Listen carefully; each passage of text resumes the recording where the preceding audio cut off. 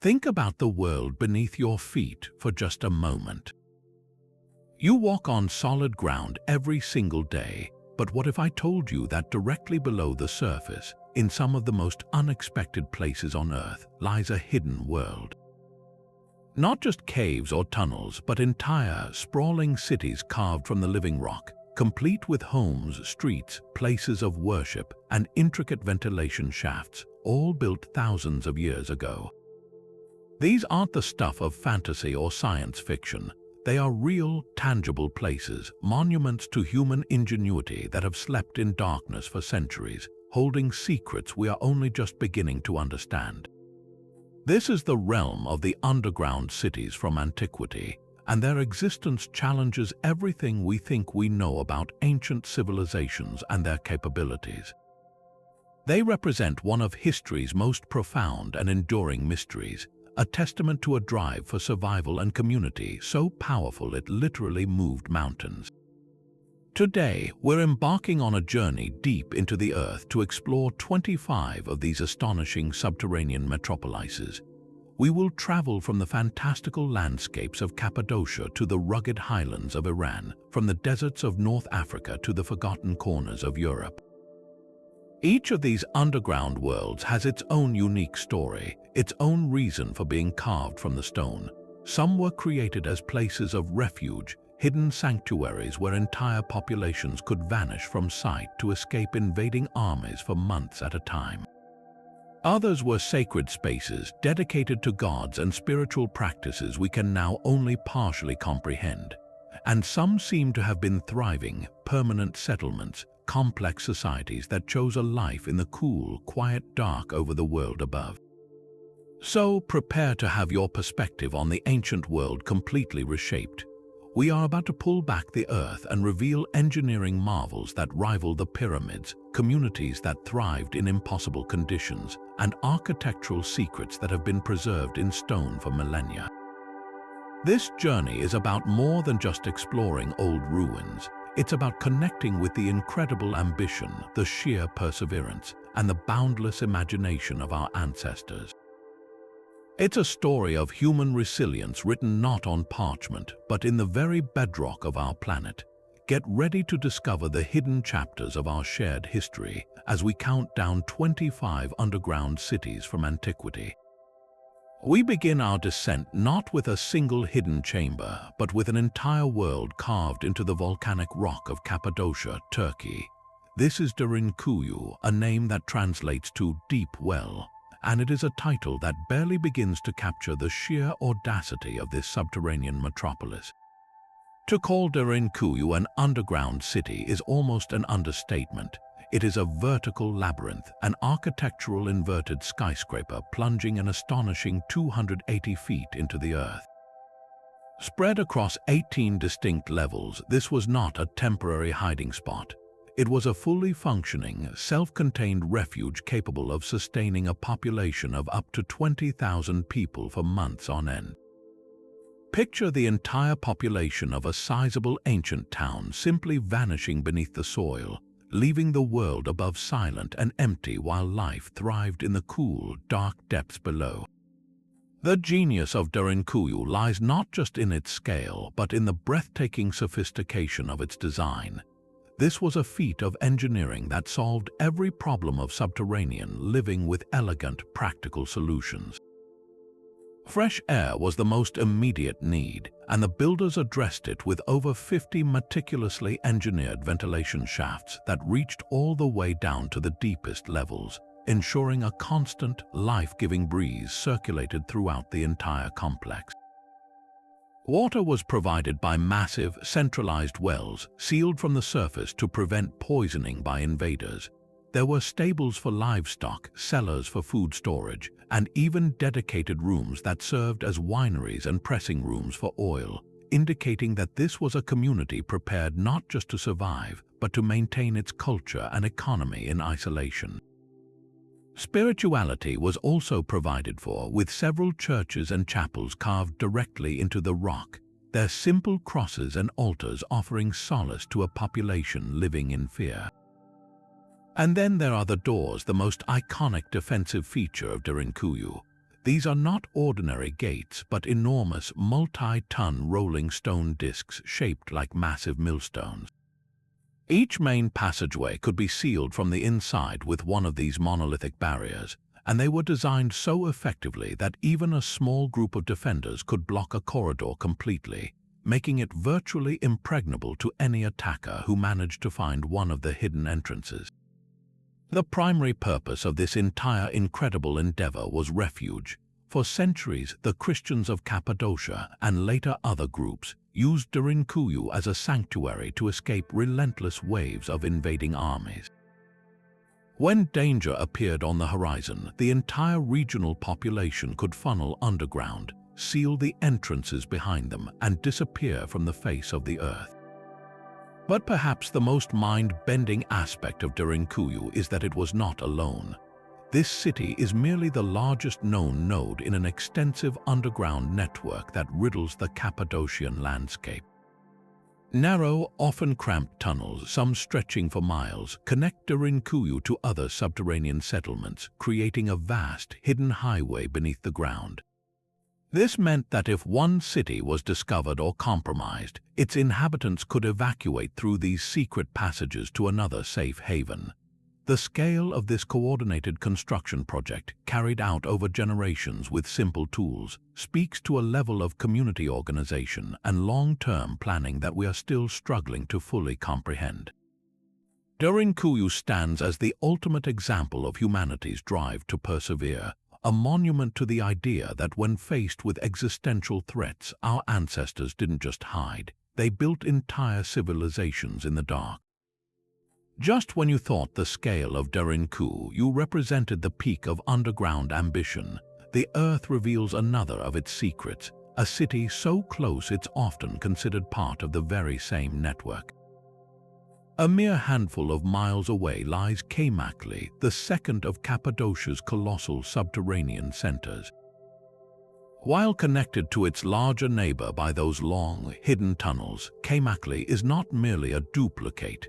It possesses a distinct character and architectural logic all its own, demonstrating that the ancient builders were adapting their designs to the specific challenges and opportunities of each location. Where Derinkuyu plunges deep in a vertical stack, Kaymakli spreads out horizontally, a sprawling warren of chambers and passages intricately carved across 8 expansive floors. The experience of moving through Kaymakli is profoundly different. The passages here are famously low and narrow, a defensive feature so effective it was clearly a core design principle. Anyone moving through these corridors, friend or foe, would be forced to crouch and proceed in a vulnerable, single-file line. For a resident familiar with the route, this was a minor inconvenience. For an armored invader, it would have been a claustrophobic and deadly nightmare, utterly unable to wield weapons or mount any kind of coordinated assault in the suffocating darkness. This labyrinthine design prioritizes communal living and organized industry.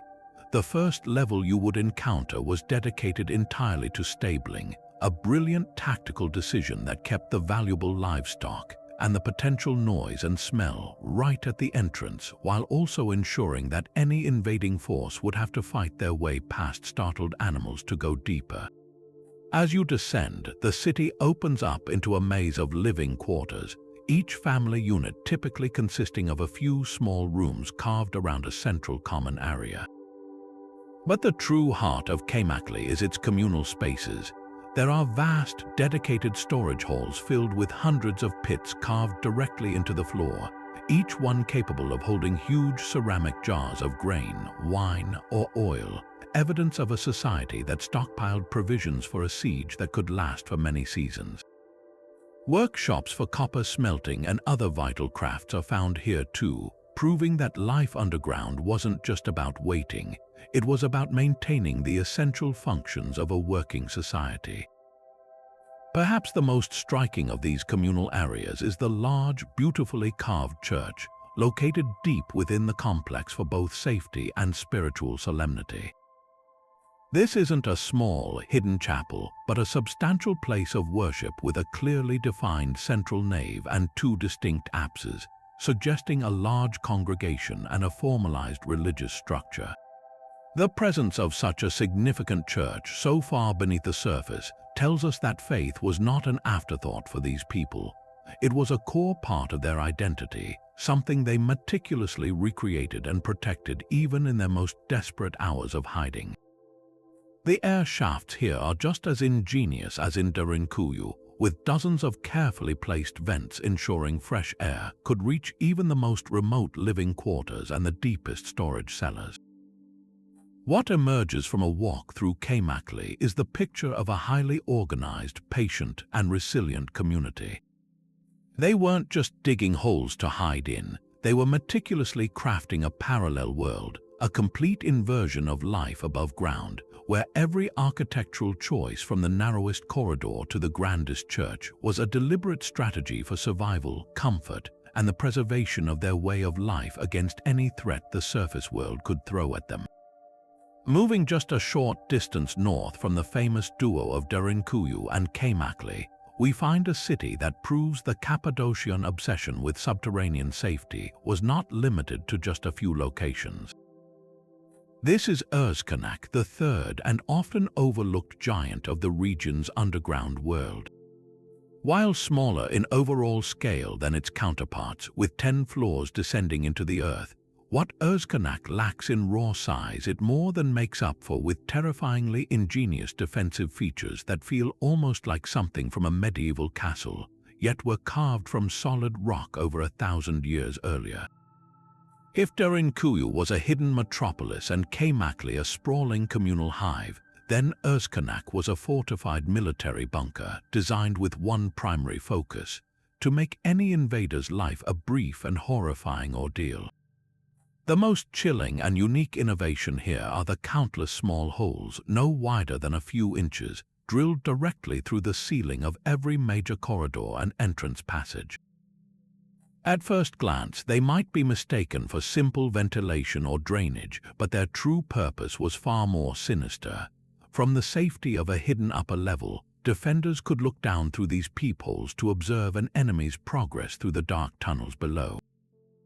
Then, with cold precision, they could pour boiling oil or water directly onto the heads of the intruders. Alternatively, long, sharpened poles could be thrust through these same openings, spearing attackers from above with virtually no way for them to retaliate. This transformed every hallway from a simple passage into a deadly kill zone, where the very rock itself became a weapon for the city's protectors. The rolling stone doors are also present here, but these ceiling holes represent a next level of defensive thinking, an active, aggressive form of protection that turned the architecture into a participant in the city's defense. Beyond this brutal ingenuity, Özkenak also showcases a remarkable advancement in ancient communication technology. Scattered throughout the complex is a network of narrow, meticulously carved pipes that run vertically between the different floors. These were not for water or air, they were an acoustic communication system, a subterranean intercom allowing residents on one level to speak clearly and privately with those on another. A person could whisper into one of these pipes on the 5th floor and be heard distinctly on the 3rd, enabling the coordination of defenses, the relaying of messages about supplies, or simply keeping a dispersed community connected without having to navigate the treacherous stairways. In an environment where light and sound were precious commodities, this system provided a strategic and social lifeline, demonstrating a profound understanding of acoustics and long-distance communication that feels centuries ahead of its time. Naturally, the city also possessed all the other hallmarks of a long-term refuge. Deep, protected wells ensured a fresh water supply independent of the surface. A sophisticated ventilation system, using shafts cleverly disguised on the ground above, circulated air through all 10 levels, preventing stagnation and allowing for open flames for cooking and light. There were the expected living quarters, storage areas, and wineries, all carved with the same patience and skill seen elsewhere. Yet it is the specific, focused innovations of Özkenak that leave the strongest impression. This was not a city that just hoped to remain hidden. It was a fortress prepared for the worst-case scenario of being discovered and besieged. It represents a refinement of the underground city concept, where the lessons learned from earlier constructions were honed into even more effective and frighteningly creative solutions for survival against overwhelming odds. As we continue to uncover the hidden layers of Cappadocia, our journey takes us to a city that perfectly blends the mundane with the miraculous, a place where daily life and desperate survival were engineered into a single subterranean reality. Nestled in a quiet, unassuming valley, the Mazi underground city presents a different facet of this ancient phenomenon. Unlike the defensive fortresses of Erzkanak or the vast communal labyrinths of Derinkuyu, Mazi was something remarkably comprehensive, a fully integrated agricultural and residential center, a place where people didn't just hide, but where they lived, worked, and sustained their entire economy deep within the earth. Discovered only relatively recently by a farmer in the 1990s, Mazi has since revealed itself as a four-level masterpiece of subterranean planning, a testament to a society that planned not just for siege but for continuity. The moment you step inside, the evidence of this self-sufficient lifestyle is everywhere. You don't just find empty chambers here, you walk directly into the beating heart of an ancient agrarian economy frozen in time. The most striking features are the dedicated production rooms, spaces meticulously carved for the specific purpose of creating wine and olive oil. You can stand in a room and see the massive, circular pressing stones still sitting in their original places, worn smooth by centuries of use. Next to them are the deep, permanent storage jars known as pithoi, sunk directly into the rock floor, their wide mouths ready to receive the precious liquids. This wasn't a temporary setup, this was a permanent industrial installation. The presence of these facilities so deep underground tells a profound story. It means the inhabitants weren't just packing preserved food to bring with them. They were harvesting grapes and olives from the surface, bringing them underground, and processing them into long-lasting, high-value commodities right there in the dark. They were thinking about trade, about economy, about turning a profit even while in hiding, which completely reframes our understanding of these spaces from mere refuges to vibrant, alternative settlements. Of course, the capacity for defense was still paramount, and Mazi's strategic location was no accident. The entire complex is built directly into the slope of a hill, offering a commanding view of the valley approach. This allowed the lookouts to see potential threats from a great distance, giving the entire community ample time to gather their most valuable possessions, their livestock, their harvested crops, their tools, and vanish. The entrances, once sealed with those now familiar massive rolling stones, would have blended perfectly into the rocky hillside, leaving any invading army to find nothing but an empty, silent landscape above. Once sealed inside, the city was a world unto itself, a sophisticated ventilation system with shafts cleverly concealed among the natural rock formations on the surface, drew fresh air down to the deepest storage and living quarters. A protected internal well provided a reliable water source, completely independent of any river or spring on the surface that could be poisoned or blocked by an enemy. Moving through its 4 levels, you experience the logical flow of a community designed for long-term habitation. The upper floors, closest to the entrances, were dedicated to the noisier, smellier, and more industrious work. The stables for animals, the initial processing of goods. As you descend, the atmosphere shifts. The corridors lead to quieter, more private family dwellings, and then further down to the vast, cool storage halls where the fruits of their labor, the wine, the oil, the grains, would be kept safe and stable for the duration of the siege. This vertical zoning shows an advanced understanding of urban planning, separating public industry from private life, all within a contained, protected environment. Mazi stands as a powerful reminder that for the people of this era, the underground city was not a last resort, but a calculated, well-prepared strategy. It was a parallel world ready to be inhabited at a moment's notice, where the rhythms of daily life, the pressing of olives, the fermenting of wine, the hum of community, could continue uninterrupted, safely hidden away while the storms of history raged silently overhead. But what if an underground city was built not just for the protection of bodies, but for the salvation of souls as well?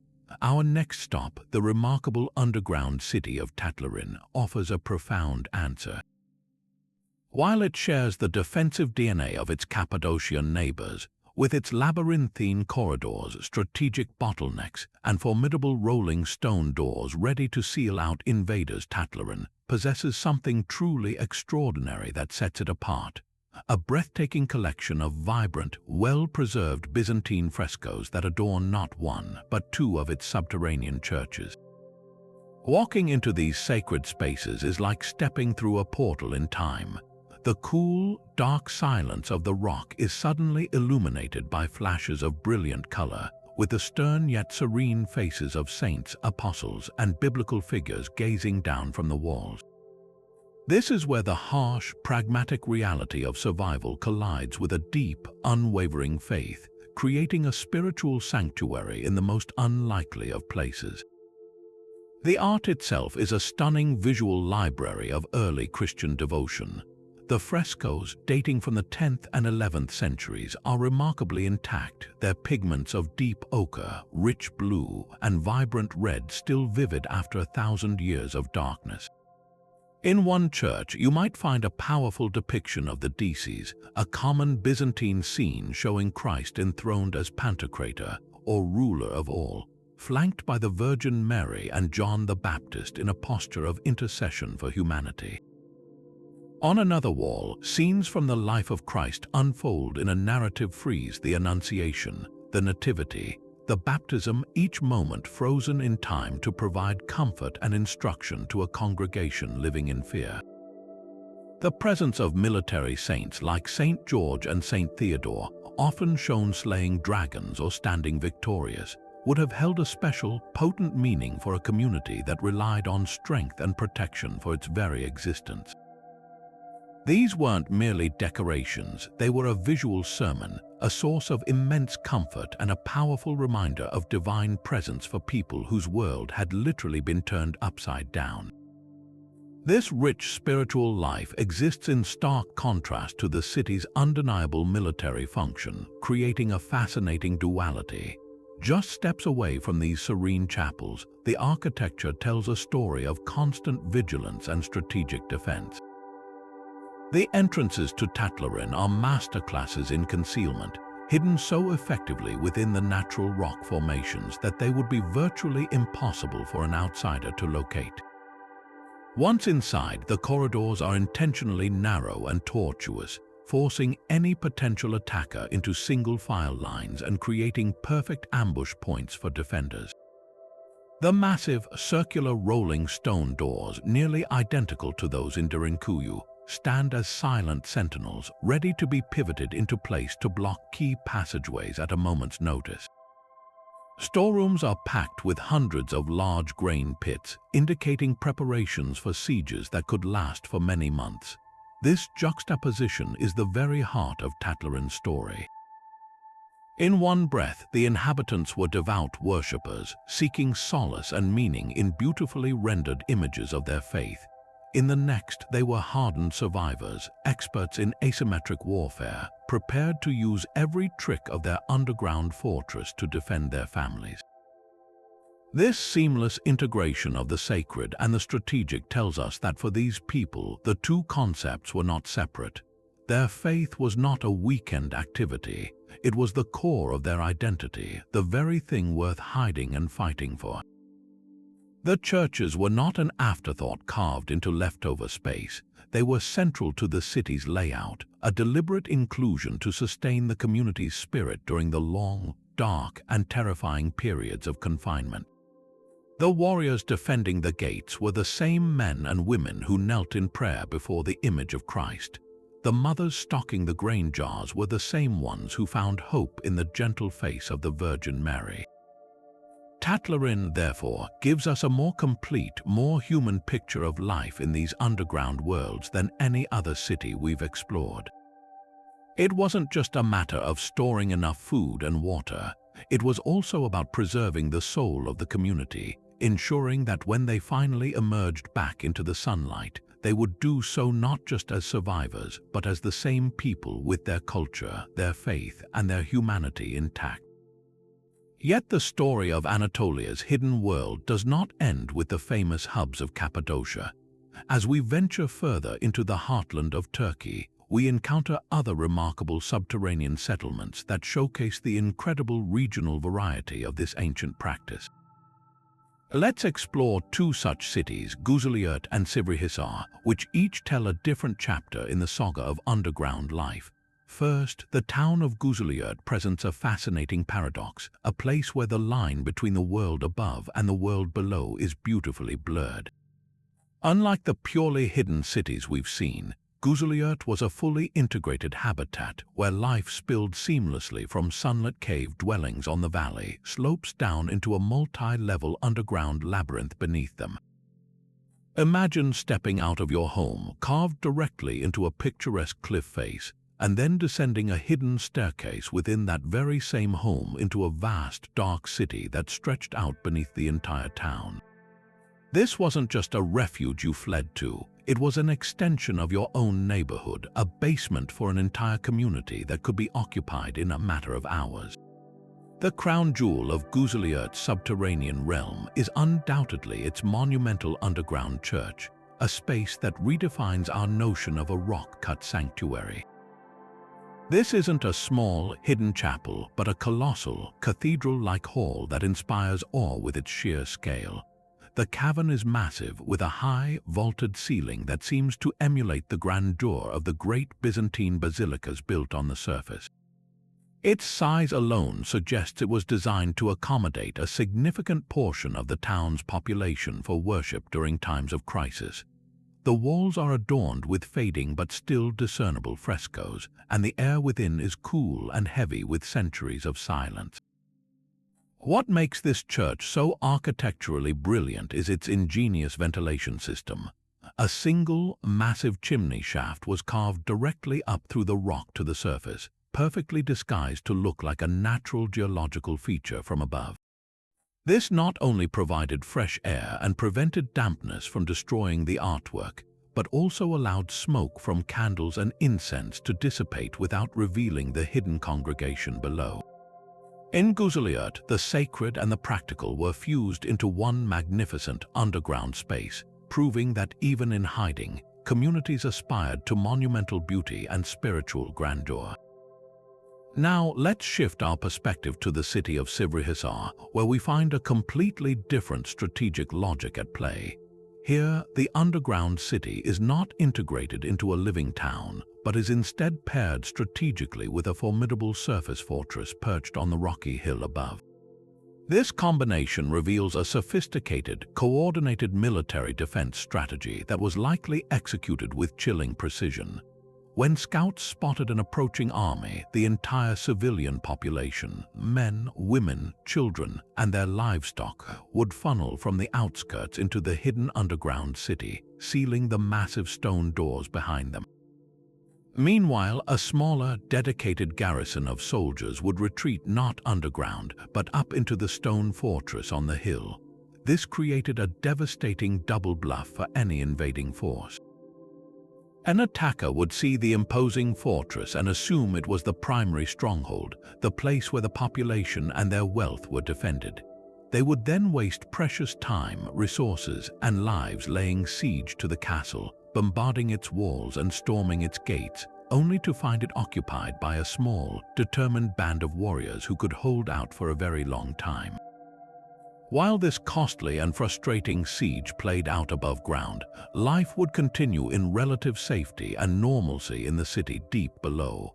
The entire population was hidden in plain sight, their massive subterranean complex completely undetected just a short distance from the battle. They had their own water wells, ventilation shafts, storage for food, and even places for worship. They could wait out the siege for weeks or months, emerging only when the besieging army, battered, depleted, and believing they had conquered a nearly empty fortress, had finally given up and moved on. This brilliant tactical deception made Sivrihisar one of the most resilient settlements in the region.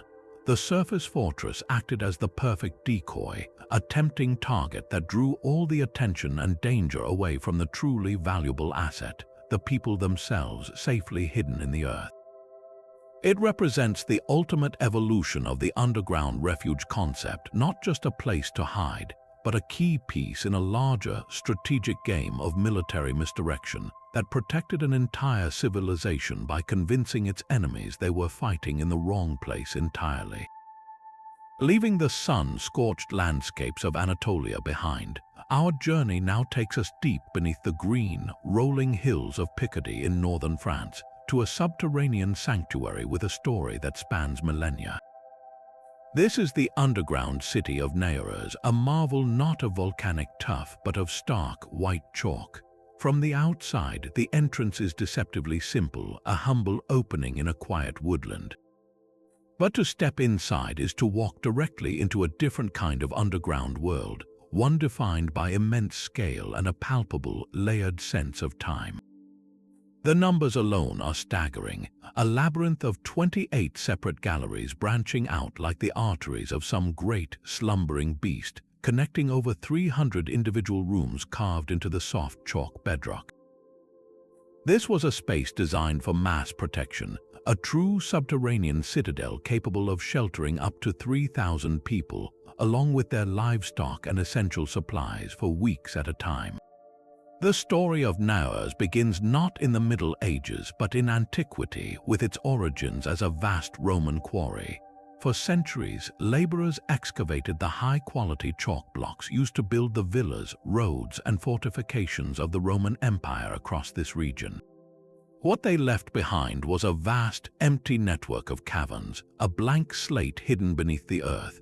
As the Roman peace fractured and gave way to the chaos of the barbarian invasions and the relentless violence of the early Middle Ages, the local population looked at this abandoned quarry and saw not an empty space but a promise of survival. They began the monumental task of transforming it from a place of industry into a place of refuge. They widened the existing galleries, carved out stable pillars to support the high ceilings, and meticulously planned an entire underground village. They added chimneys for ventilation, cleverly disguised among the tree roots on the surface, and dug deep wells to tap into the groundwater, creating a self-sufficient environment completely independent of the world above. This hidden city saw repeated use through some of Europe's most turbulent centuries, but its role became especially critical during the devastating 30 Years' War in the 17th century.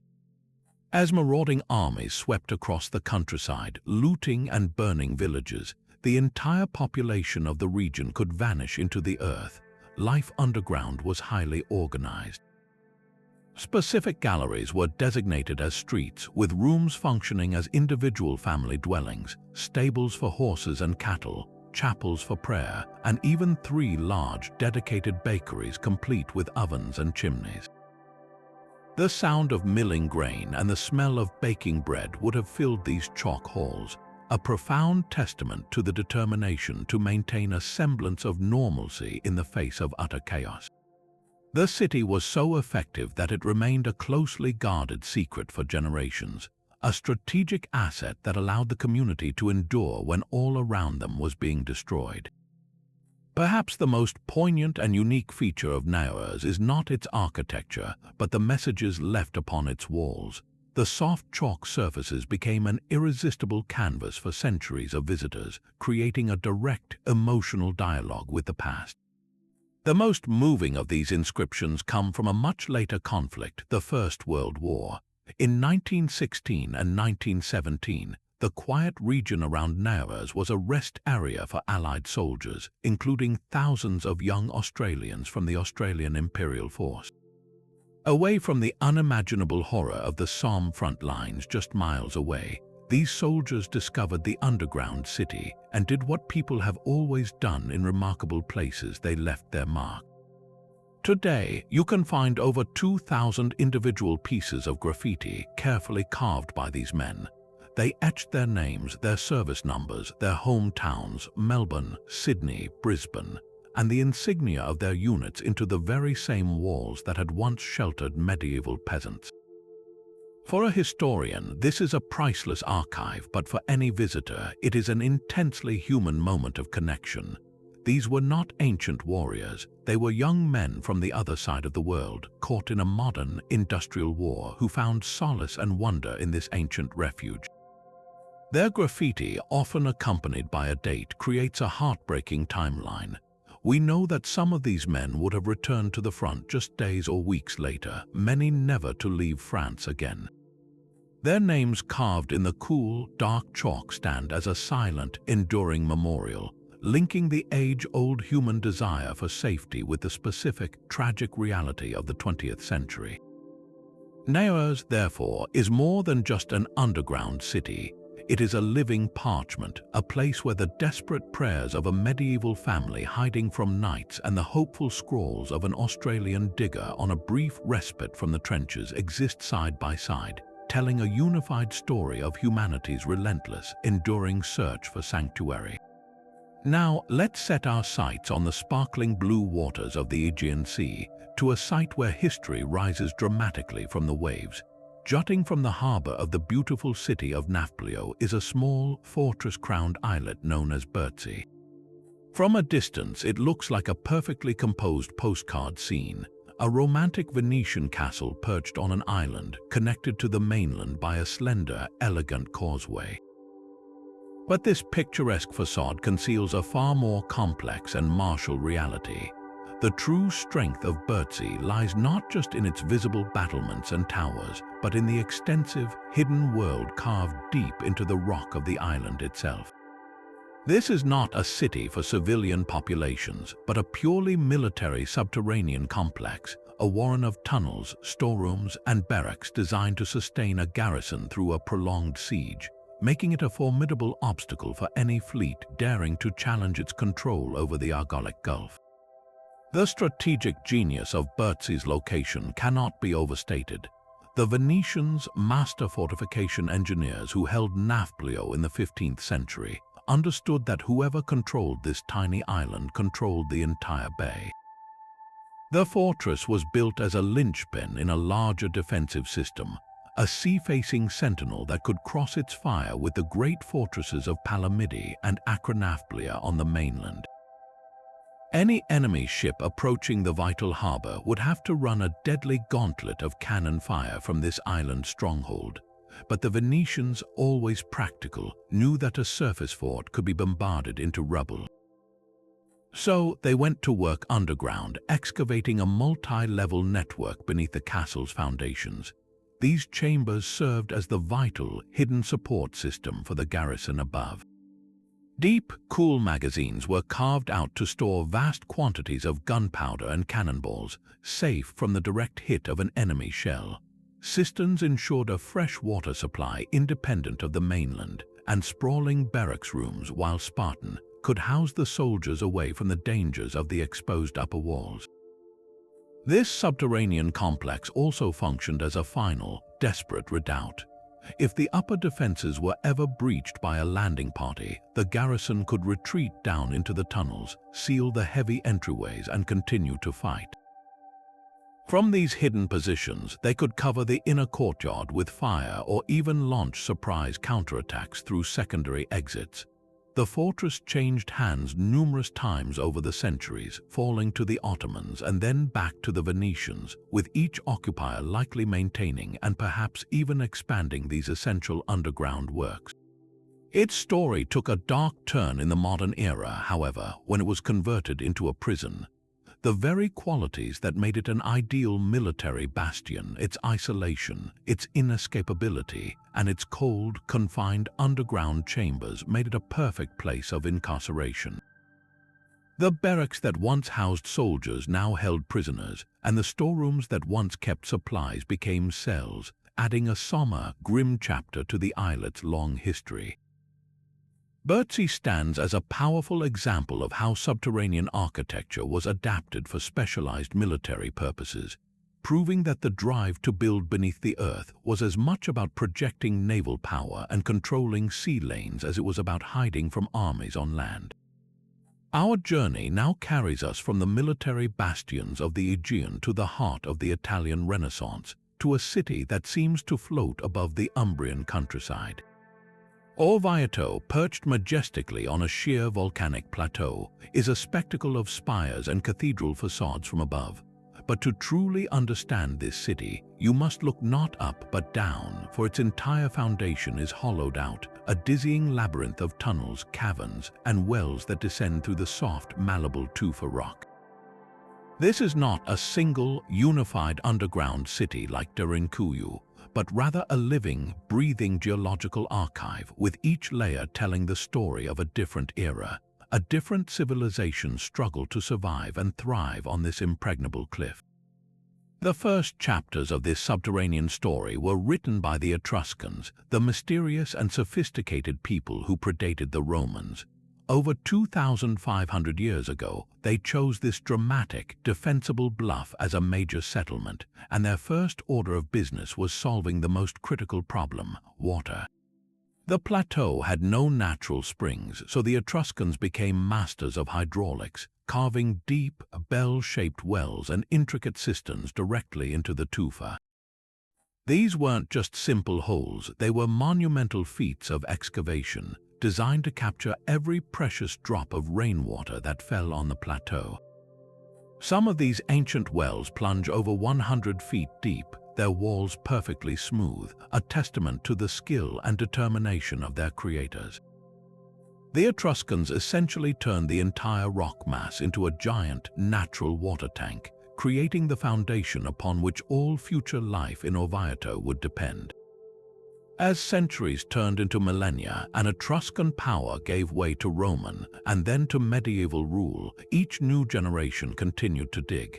The soft tufa was as easy to carve as wood, and the inhabitants of Orvieto discovered that the solution to nearly every need was simply to excavate. The medieval period saw an explosion of this underground activity, transforming the rock into a multi-story, utilitarian underworld that supported the daily life of the city above. Families dug downwards from their basements to create vast, cool cellars for storing wine and olive oil, their constant temperatures perfect for aging. They carved out specialized chambers to serve as pigeon coops, attracting the birds that were a vital source of fresh meat, eggs, and fertilizer. Other chambers housed massive olive presses, where immense stone wheels powered by donkeys or men would crush olives into paste, with the precious oil flowing into channels cut directly into the floor. This underground network became the city's industrial engine, a hidden factory floor where the essential goods of medieval life were produced, stored, and perfected, all within the silent, temperature-stable embrace of the rock. But the ultimate expression of Orvieto's underground ambition, the project that transcends pure utility and enters the realm of architectural poetry, is the astounding St. Patrick's Well. In the 16th century, the city, then a papal refuge, faced a renewed threat of siege. The ancient Etruscan wells, while functional, were vulnerable, and Pope Clement VII demanded a water source that would be absolutely impregnable. The result was not just a well, but a breathtaking monument to Renaissance engineering and human ingenuity. The architect Antonio da San Gallo the Younger conceived a structure of almost mythical proportions. He designed a cylindrical shaft that plunges 200 feet straight down through the core of the volcanic rock, a veritable inverted tower, but the true genius lies in how you descend. The well is famed for its double helical staircase, an inspired design that sees two independent spiral ramps winding around the central shaft, one for descending and one for ascending. This was a logistical masterpiece. Donkeys laden with empty water jars could spiral down one ramp, be filled from the pool at the bottom, and then spiral back up the other side without ever crossing paths or causing a traffic jam in the profound darkness. To stand at the top of St. Patrick's Well is to experience a moment of sheer vertigo. You peer down a vast, lit cylinder that seems to descend into the very center of the earth. The two staircases, each with 248 steps, weave in and out of the light like strands of a colossal DNA helix, a perfectly symmetrical and beautiful solution to a brutally practical problem. 72 large windows were carved into the shaft, connecting the two stairways and flooding the space with borrowed light, creating a mesmerizing play of illumination and shadow that changes with every step. This was more than a civil engineering project. It was a powerful statement. It declared that even under the threat of total war, the human spirit would not merely survive, but would create something magnificent in the process. The well ensured that even if the city were completely encircled, life within its walls could continue, sustained by this hidden artery reaching deep into the earth. Orvieto's underworld, from the pragmatic Etruscan cisterns to the sublime grandeur of St. Patrick's Well, showcases a continuous, unbroken dialogue between a city and its foundation, a 3,000-year-long project of carving resilience, industry, and breathtaking beauty into the very stone beneath its feet. Our journey now takes us from the cool chalk of Europe to the sun-scorched, rose-red deserts of southern Jordan, to a city whose very name evokes mystery and grandeur. This is Petra, the legendary capital of the Nabatean kingdom, a civilization of master traders who carved an empire out of rock and sand. While the world rightly gazes in awe at the iconic treasury facade, that breathtaking sight carved into a sheer cliff face, the true genius of Petra doesn't just stand in front of you, it lies hidden beneath your feet and within the surrounding mountains. The famous monuments are merely the dazzling public face of a city whose heart beat in a vast, intricate network of subterranean water systems, tombs, and chambers. An entire underground world engineered to perform the ultimate desert miracle, creating and sustaining life in one of the most arid regions on Earth. The story of Petra's survival is a story of water, and the Nabateans were nothing less than hydraulic geniuses. They transformed their desert capital into a lush, green oasis not by finding water, but by relentlessly capturing, controlling, and conserving every single drop that fell. They understood the desert's rhythms, knowing that rare but violent flash floods could in moments wipe out years of work. So they didn't fight the water, they masterfully tamed it with an underground grid that would be the envy of many modern cities. Across the entire valley, they carved a complex web of underground cisterns and reservoirs, some large enough to be small swimming pools, all fed by an elaborate system of channels, dams, and diversion tunnels. They lined these channels with a special, waterproof cement that prevented precious liquid from seeping back into the thirsty earth. They carved gutters and drain pipes directly into the streets and cliffs, channeling rainfall from vast catchment areas into their secret subterranean storage vaults. This wasn't a supplementary system, it was the city's lifeblood. At its peak, Petra's hidden hydraulics could provide enough water for a population of 30,000 people, plus their livestock and the lush gardens that must have astonished weary caravan traders arriving from the desolate sands. This incredible achievement allowed the Nabateans to not just survive, but to flourish, amassing immense wealth by controlling the trade routes for incense, silk, and spices. But the rock-cut wonders of Petra extend far beyond its water management. The entire city is a labyrinth of carved spaces, with over 1,000 known tombs, temples, and dwellings pockmarking the canyon walls.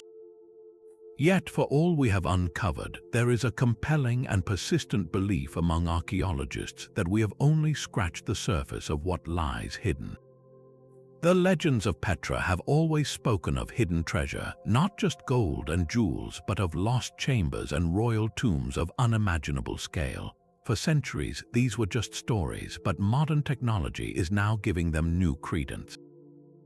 Ground-penetrating radar surveys and other non-invasive scanning techniques have recently revealed startling anomalies deep within the bedrock, hollow voids and structures that show no surface expression. These scans suggest the possibility of entire rooms, undiscovered temple complexes, or even a royal necropolis hidden behind what we now see as solid rock walls. The most tantalizing theories propose that the famous treasury facade itself, the Cosne, might be far more than a beautiful tomb. Some experts suggest it could be the ornate entrance to a much larger, still sealed subterranean complex, its interior chambers filled not with Hollywood-style booby traps, but with the undisturbed archaeological riches and inscriptions that could rewrite our understanding of the Nabateans. This fusion of ancient legend and cutting-edge science makes Petra one of the most exciting ongoing archaeological investigations in the world. Every scan that shows a void, every radar reading that hints at a hidden chamber fuels the imagination. It suggests that the Petra we walk through today, as magnificent as it is, might be merely the grand foyer of a much larger, mostly unexplored subterranean city. The Nabateans were masters of illusion and secrecy, experts at concealing the sources of their power and wealth. It would be entirely in character for them to have carved their most sacred or valuable spaces deep into the heart of the mountain, leaving only a subtle, beautiful clue on the surface for us to ponder. So, while we marvel at the grandeur of the monastery and the street of facades, we are left with the haunting and thrilling possibility that the true capital of the Nabatean kingdom, with its greatest secrets and most profound treasures, still sleeps in the silent, rose-red dark, waiting for the right key, the right technology, or the right discovery to reveal its final, hidden chapters. From the rose-red majesty of Petra, we now travel westward to a landscape that tells a quieter, but no less compelling, story of subterranean adaptation. In the low hills of central Israel lies Beit Guvrin Mersha, an archaeological park that is less a single city and more an entire region turned inside out. At first glance, the surface appears unassuming, a rolling terrain of pale, chalky stone. But descend just a few feet, and you enter a breathtakingly vast and surreal underworld of caverns, a labyrinth of hundreds of bell-shaped caves that form one of the most complex and multi-layered subterranean landscapes ever discovered.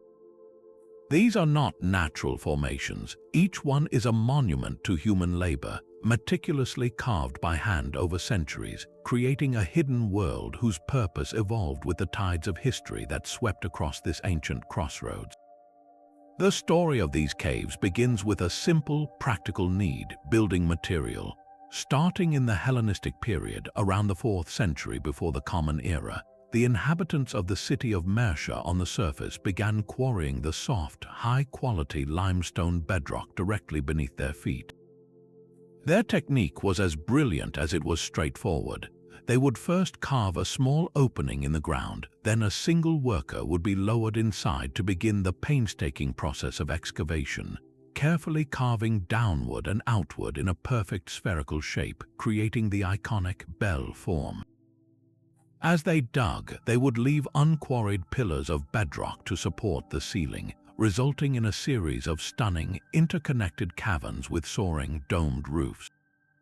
The quarried blocks were hoisted to the surface to build homes, public buildings, and walls, meaning the thriving Hellenistic city above was quite literally constructed from the void it created below.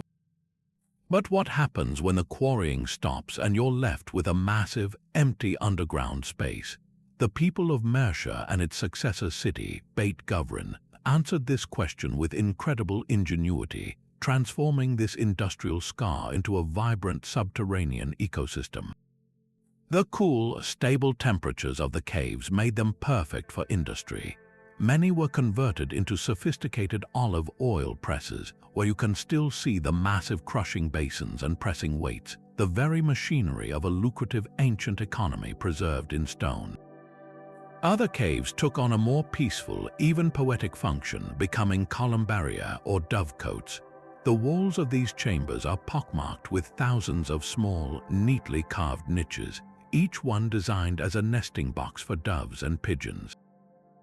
These birds were not merely a source of food, they were a vital agricultural asset, providing fertilizer for the fields and, in a darker time, a means of sending messages.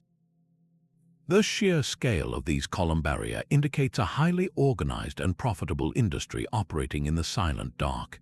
However, the most dramatic transformation of these caves occurred during times of violent upheaval, particularly during the Jewish revolts against the Roman Empire in the 1st and 2nd centuries of the Common Era. When the legions marched through, bringing fire and sword to rebellious towns, these former quarries became places of last refuge. The labyrinthine networks were perfect for hiding. Secret tunnels were carved to connect clusters of caves, creating elaborate hideout complexes where Jewish rebels and their families could vanish for days or weeks. They would seal the entrances from the inside, often disguising them to look like solid rock, and survive in the profound darkness, listening to the sounds of destruction above. Storage pits were dug to hold grain and water, and small, hidden air shafts were carved to provide ventilation without revealing their position. These caves are a silent testament to a desperate struggle for survival, where the very earth that had been carved for construction became a shield against annihilation. Yet, the human impulse for beauty and commemoration persisted even here. In stark contrast to the industrial and defensive uses of the bell caves, the burial caves of Beit Guvrin Mersha reveal a world of art and belief. The Sidonian burial caves, carved by a Phoenician community living in Mersha, are particularly breathtaking. As you step inside, the rough-hewn quarry walls give way to a space of refined elegance and vivid color.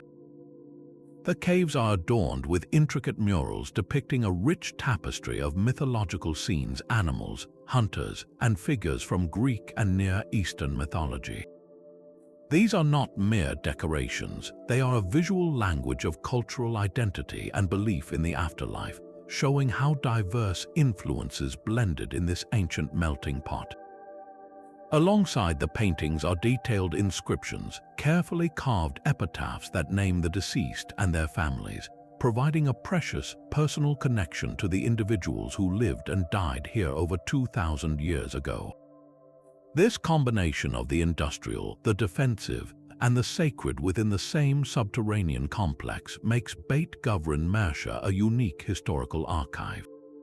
It's a place where you can walk through a single cave and see the chisel marks of a quarry worker, the soot stains from an oil press, the hiding place of a desperate family, and the beautifully painted ceiling of an eternal resting place, all layered one upon the other in the silent, enduring stone. But now we travel to the highlands of Ethiopia, to a place that redefines the very concept of an underground city, shifting its purpose from martial defense to divine aspiration. This is Lalibela, a name that echoes with sanctity and stands as one of the most awe-inspiring religious sites on the planet. Here, the ambition was not to hide from human enemies, but to carve a gateway to heaven itself. Lalibela is not a city with underground components. The entire sacred complex is a monumental feat of subtraction, a place where 11 breathtaking churches were not constructed from the ground up, but were instead excavated downward, painstakingly freed from the living volcanic rock on which they stand. Imagine the process not as building, but as revealing, as if the architects were simply removing a red granite veil to uncover structures that God had already placed within the earth. The most iconic of these is the Church of St. George or Bete Georgis, a masterpiece that perfectly encapsulates the Lalibela vision. From above, you see a perfect Greek cross, 30 feet wide, seemingly stamped into the landscape. But as you approach the edge of the vast, sunken courtyard that surrounds it, the full magnitude of the achievement reveals itself. The church is a freestanding monolith, a solid block of rock that was isolated by carving a deep, wide trench all the way around it. This means the stonemasons had to calculate the entire exterior form of the building, its walls, its roof, its decorative layers before they ever began the even more delicate work of hollowing out the intricate interior. The result is a building that is as much a sculpture as it is an architecture, a place of worship that emerges from the earth like a divine revelation, its roof now level with the ground where pilgrims walk. This downward journey is the central theme of Lalibela. To enter any of these churches, you do not climb steps to a grand entrance. You descend, either through deep, narrow trenches that feel like canyons or down tunnels that burrow into the earth. This physical act of descending is profoundly symbolic. It represents a spiritual humbling, a leaving behind of the worldly plane to enter a sacred, sheltered space that is both womb and tomb, a place of rebirth and eternal connection. The entire complex is laced with a network of these underground passageways and drainage channels, many carved with such precision that their joints are nearly invisible. Some tunnels are said to represent the path through hell, dark and disorienting, only to open suddenly into a sun-drenched courtyard bathed in light, a powerful metaphor for the Christian journey from sin to salvation. One famous passage, a long, pitch-black tunnel, is deliberately challenging to navigate, forcing pilgrims to feel their way through the darkness in a tangible act of faith, emerging into the church as if born anew into the light of God. This intricate layout was not accidental. The entire complex was designed in the 12th and 13th centuries under the direction of King Lalibela to be a symbolic New Jerusalem for Christians who could no longer make the pilgrimage to the Holy Land, which had fallen to Muslim forces. The river that runs through the site is named the Jordan, and the arrangement of the church groups mirrors the sacred geography of Jerusalem itself. The churches are connected by this labyrinth of tunnels and trenches, allowing priests and pilgrims to move between ceremonies in a continuous, processional liturgy that reenacts the spiritual map of the Holy City. The subterranean nature of Lalibela, therefore, is not about concealment but about concentration. It creates a separate, hallowed world, insulated from the distractions of the everyday, where every footstep downward, every turn through a dark passage, is meant to draw the visitor deeper into prayer and contemplation. The very rock from which these churches are carved seems to resonate with chants and hymns that have echoed off their walls for nearly 1,000 years, making Lalibela not a ruin of the past, but a living, breathing heart of faith, sculpted not from stone but from devotion itself. Yet our exploration of these hidden worlds would be incomplete without a journey to a place where the act of carving into the earth was not an act of fear, but one of profound devotion. We now travel to the Ellora Caves in India, a UNESCO World Heritage Site that presents an entirely different motivation for going underground. Here, the purpose was not to hide from armies, but to retreat from worldly distraction, to forge a sacred landscape where monks and ascetics could pursue enlightenment in the cool, silent embrace of the mountain itself. Ellora is not a single entity, but a monumental gallery of 34 cave temples and monasteries, painstakingly excavated from the vertical face of the Charanandri Hills between the 6th and 10th centuries. What makes Ellora so exceptional is its remarkable demonstration of religious harmony. For centuries, Buddhist, Hindu, and Jain communities carved their sanctuaries side by side, creating a sprawling spiritual complex that represents the very pinnacle of Indian rock-cut architecture. The undisputed crown jewel of this complex, and perhaps the most astonishing individual structure we will encounter on our entire journey, is Cave 16, the Kailasa Temple. To call this a cave is a profound misnomer. It is not a chamber carved into the rock. It is an entire freestanding temple complex that was carved out of a single, massive basalt cliff. The scale of this endeavor is almost incomprehensible. Imagine the architect standing before a solid rock face and envisioning a complete temple, then instructing thousands of laborers to remove everything that was not that temple. The process began from the top down. Workers carved a deep U-shaped trench 300 feet into the mountainside, isolating a gigantic block of stone. From this monolith, they then began the delicate work of sculpting the temple itself, a multi-story structure complete with a central shrine, a pillared hall, an entrance gateway, free-standing elephants, and intricate panels teeming with life-sized figures of gods, goddesses, and mythical beings. In total, it is estimated that over 400,000 tons of rock were painstakingly removed, not with machinery, but with simple hammers, chisels, and an immeasurable reserve of faith. The temple is a replica of Mount Kailash, the Himalayan abode of the god Shiva, and its construction was meant to be an act of immense spiritual merit, bringing the celestial mountain down to earth in a form that would last for eternity. But to focus solely on the Kailasa temple is to miss the true depth of Ellora's subterranean world. Surrounding this monumental achievement are dozens of other caves that functioned as extensive, multi-story monastic complexes. Walking into these spaces is like entering a perfectly preserved ancient university. The Buddhist caves, among the earliest at the site, are especially revealing of this communal, scholarly life. You can explore the viharas or monastic residences, which are not simple holes in the wall, but elaborate multi-level structures centered around a central square hall.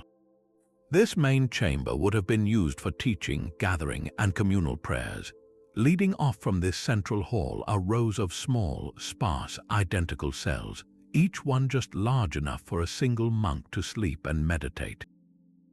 The simplicity of these personal quarters stands in stark contrast to the ornate decoration of the common areas, emphasizing the Buddhist values of renunciation and community. Near these living quarters, you will find the Chaitya grihas or prayer halls, which are architectural marvels in their own right. These long, hallowed spaces are designed to emulate the interior of wooden structures, with meticulously carved stone rafters and ribs lining the ceiling, a beautiful and enduring homage to the earlier building traditions they replaced. At the far end of each hall sits a monolithic stupa, a symbolic representation of the Buddha, where monks would meditate and circumambulate. The entire environment was engineered for spiritual focus.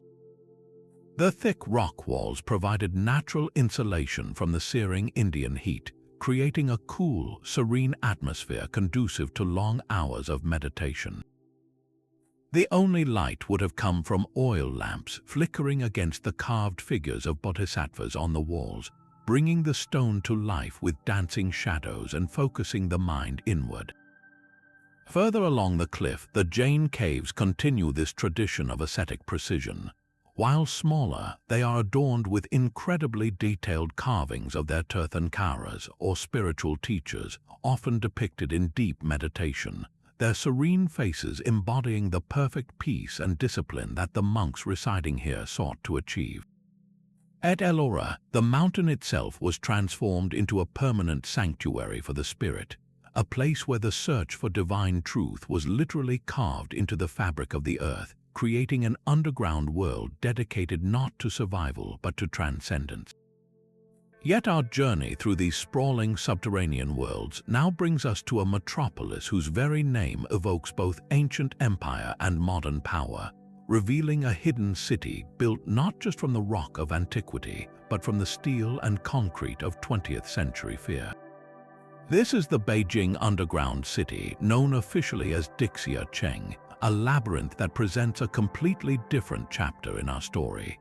While the cities we've explored so far were born from the need to escape swords and arrows, this one was constructed as a shield against a far more terrifying threat, the atomic bomb.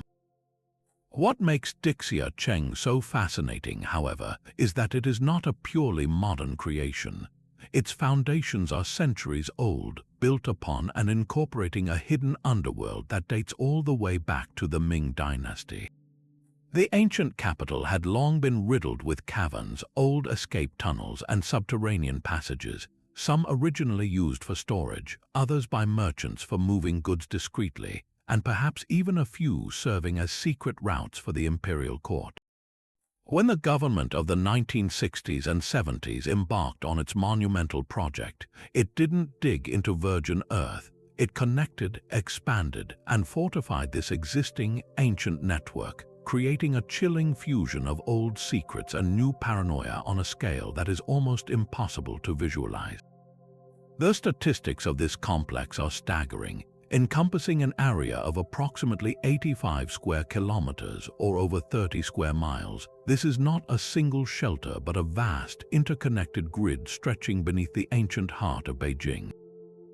At its theoretical peak, it was designed to house a significant portion of the city's population, Some estimates suggest up to 6 million people could have been sheltered here for weeks at a time in the event of a nuclear attack or foreign invasion.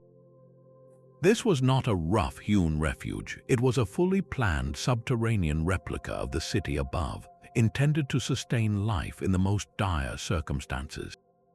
The tunnels were wide enough for trucks to pass through, and the complex was outfitted with hospitals, schools, theaters, and even a roller skating rink to maintain morale. Granaries and warehouses were stocked with vast supplies of food, medicine, and clean water. There were dedicated production workshops where people could theoretically continue manufacturing essential goods, and sophisticated air filtration and ventilation systems were installed to protect against radioactive fallout or chemical agents. It was, in essence, an entire second city, a ghostly echo of the bustling capital above, waiting silently in the dark for an apocalypse that, thankfully, never came. One of the most compelling aspects of Dixia Cheng are the persistent rumors of its secret passages, which blur the line between verified fact and urban legend, adding a layer of Cold War intrigue to its ancient foundations. It was widely believed that these tunnels contained clandestine routes connecting directly to critical locations, including government buildings like the Great Hall of the People, the leadership compound at Zhongnanhai, and even the subway system and the Beijing railway station. This would have allowed the political elite to be evacuated from their offices directly into the safety of the underground city without ever setting foot on the potentially irradiated surface. While the full extent of these connections has never been officially confirmed and many passages have since been sealed or repurposed, the very notion speaks volumes about the mindset of the era.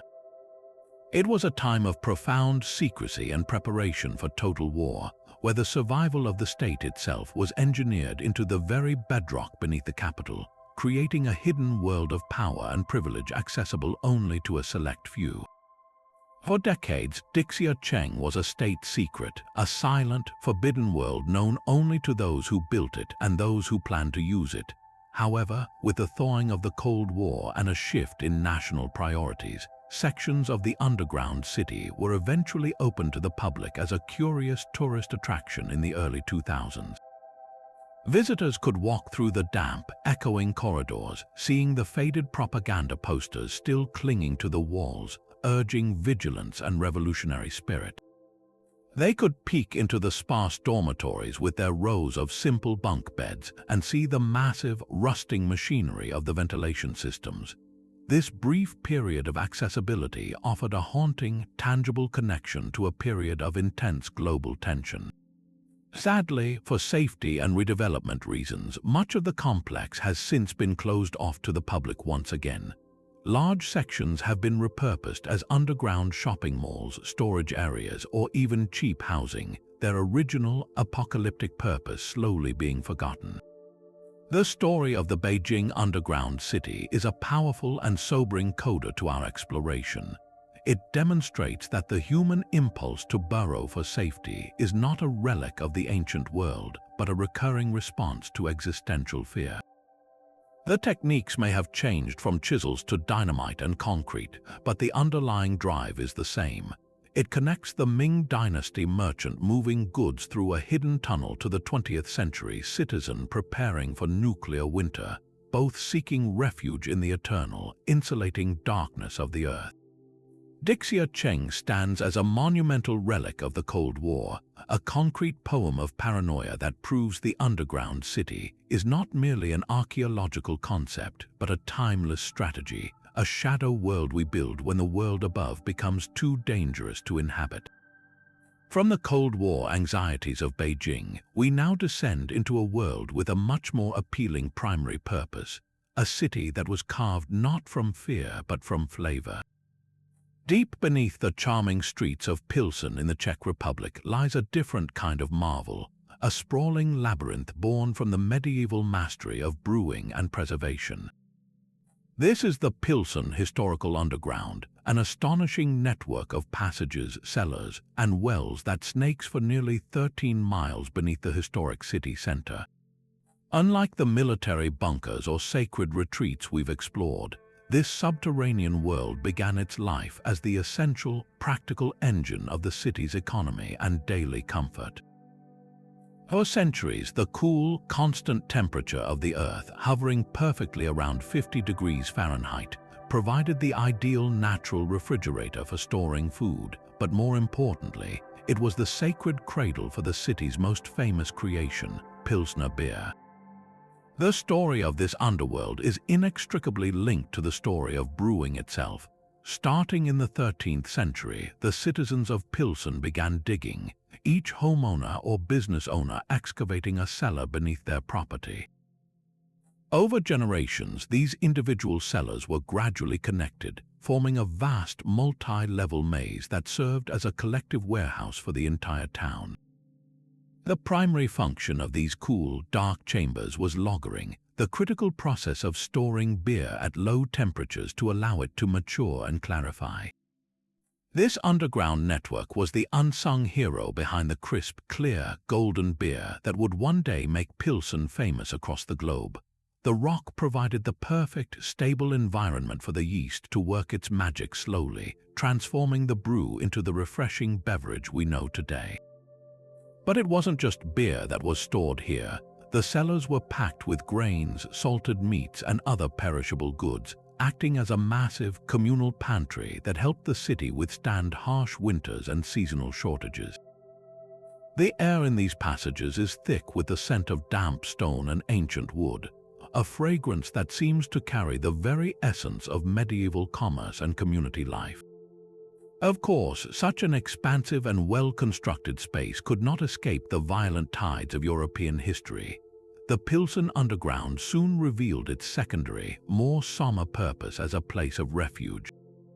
During the frequent wars and sieges that swept through the region, particularly during the tumultuous Hussite wars of the 15th century, this labyrinth became a sanctuary for the city's inhabitants. When enemy forces appeared at the gates, the population could retreat below, bringing their most valuable possessions with them. The narrow, twisting corridors, originally designed for practicality, became formidable defensive choke points, easily blocked against pursuing soldiers. Deep wells tapped into the groundwater provided a secure source of drinking water that could not be poisoned or cut off by a besieging army. Storerooms meant for beer barrels and grain sacks now held families and their salvaged treasures, the air filled with the anxious whispers of people waiting for the danger above to pass.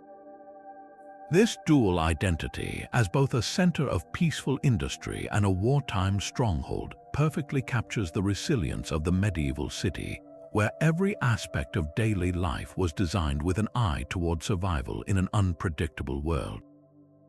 Modern exploration and archaeological work have brought this incredible history to light, and visitors today can witness some of its most remarkable features. One of the standout exhibits is a faithful, fully functional replica of a historical water wheel, demonstrating the ingenious methods used to manage the groundwater that constantly seeped into the deepest chambers.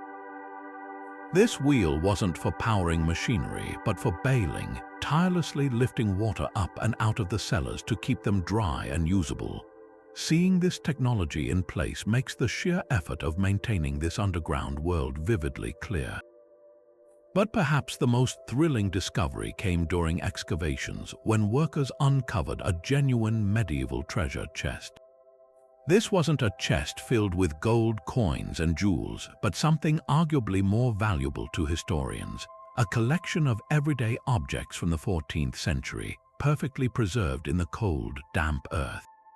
Inside, archaeologists found ceramic vessels, tools, and a hoard of silver coins, all carefully hidden away by a long-forgotten owner who likely fled during a crisis and never returned to claim their secret stash. This single, personal collection connects us directly to an individual's life and fears, a silent story of sudden flight and lost possessions that gives a profoundly human face to the vast, impersonal stone corridors. The Pilsen historical underground is a testament to the fact that not all subterranean cities were built for kings or warriors. Some were carved by butchers, bakers, and brewers, a hidden foundation of stone that supported the vibrant life of a city, its economy, and its enduring spirit, one perfect barrel of beer at a time. Now, let's shift our perspective from cities built for refuge or faith to one that was born from sheer human labor and transformed into a place of breathtaking artistry, a world where every surface glimmers because it is carved from the very substance that drew people there in the first place. Deep in the south of Poland, beneath the unassuming town of Wieliczka, lies a realm that defies simple classification. Yes, it is a salt mine, one of the oldest and longest operating in the world, but to label it as merely an industrial site would be to miss its true wonder entirely. This is Wieliczka, a veritable underground metropolis sculpted from salt over more than 7 centuries, a labyrinth so vast and so ornate that it truly earns its title as a subterranean city of culture, faith, and astonishing beauty. The journey into Wieliczka is a descent through time. You begin by walking down long, sloping wooden staircases that spiral deep into the earth, passing level after level of excavated chambers. The air changes, becoming crisp and carrying a distinct, clean taste of salt. What you first notice are the sheer dimensions of the place. Over 180 miles of tunnels weave through 9 levels, the deepest plunging more than 1,000 feet below the surface. For centuries, miners carved this labyrinth, following rich seams of rock salt, but they did much more than simply extract a valuable mineral. They began to shape the very space they worked in, leaving behind a legacy of art that turned a dark, dangerous workplace into an underground kingdom of wonders. This was not a city for permanent habitation, but it functioned as a city in every other sense, with its own transportation routes, its own government, its own economy, and most spectacularly, its own sacred and cultural heart. And that heart beats strongest in the awe-inspiring chapel of St. Kinga. To step into this chamber is to enter a cathedral hewn from a glittering, crystalline dream. Everything you see, from the towering pillars that support the vaulted ceiling to the intricate reliefs on the walls and the very floor you walk upon, is made of solid salt. The scale is monumental. The chapel is over 170 feet long, with a ceiling that soars nearly 40 feet high, and its creation was an act of devotion spanning generations of miners. They dedicated their spare moments over nearly 70 years to carving this sacred space, transforming a cavern of pure white and gray salt into a testament of their faith and artistry. The walls are adorned with exquisite bas-reliefs depicting scenes from the Bible, including a magnificent, life-sized version of Leonardo da Vinci's The Last Supper. Each figure and fold of clothing rendered with stunning precision directly into the salt rock. But the most mesmerizing features are the chandeliers that hang from the ceiling, filling the chamber with a soft, ethereal light. At first glance, they appear to be made of the most delicate crystal, but look closer and you realize their incredible secret. Every single prism, every chain, and every curlicue of these magnificent fixtures has been meticulously crafted from salt crystals that were carefully dissolved and then reconstituted to achieve perfect clarity. The altars, the statues of saints, and the pulpit are all monolithic sculptures carved from huge blocks of salt, their surfaces polished by generations of reverent hands. This chapel is not a museum piece frozen in time. It is a living, breathing place of worship where Mass is still celebrated, and where the echoes of hymns sung in this subterranean sanctuary create an experience that is both humbling and profoundly moving. The miners who built it worked in darkness and danger, and in this chapel they created their own piece of heaven, a glittering monument to the belief that beauty and spirituality could flourish even in the deepest, darkest corners of the earth. Beyond this spiritual epicenter, the mine unfolds as a series of astonishing underground lakes, vast caverns, and historical exhibits that narrate its long and storied past. One of the most surreal experiences is a boat ride across one of the mine's subterranean salt lakes, its water so saturated with minerals that it is unnervingly still and possesses an almost mirror-like surface. perfectly reflecting the carved salt vaults above. The silence on this dark, briny water is profound, broken only by the gentle dip of an oar, creating a moment of tranquil reflection deep within the planet. Throughout the tunnels, you encounter life-sized statues depicting the miners and the folklore of the region, all carved from salt by the workers themselves and their artistic descendants. These aren't crude figures, they are detailed sculptures showing miners at work, legendary dwarves from Polish myth, and even a striking statue of Copernicus, who is said to have visited the mine and marveled at its depths. The functional history of the mine is just as compelling as its art. For centuries, Wieliczka was a cornerstone of the Polish economy and royalty, its white gold funding kingdoms and drawing the attention of Europe's elite. This was no secret refuge, it was a celebrated destination. The mine's visitor book reads like a who's who of European history, including the likes of Nicolaus Copernicus, Johann Wolfgang von Goethe, and countless kings, queens, and tsars who journeyed deep underground to witness its marvels. They came not just for the salt, but for the spectacle. The miners, proud of their underground world, would guide these distinguished guests through the most magnificent chambers, showcasing their craftsmanship and the sheer grandeur of their subterranean realm. This tradition of hospitality laid the groundwork for what the mine is today, one of the world's oldest and most extraordinary tourist attractions, having welcomed visitors for hundreds of years.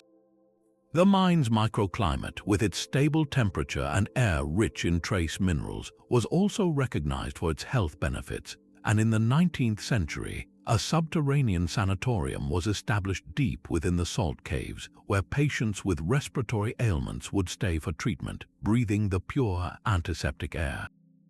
This multifaceted history as an economic engine, a royal destination, a hospital, and an art gallery cements Wieliczka's status as a true underground city.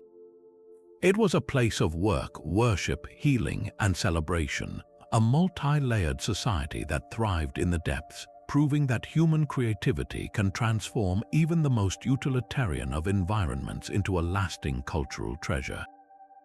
But what if an underground city was built not for the living, but to commune with the ancestors and the divine?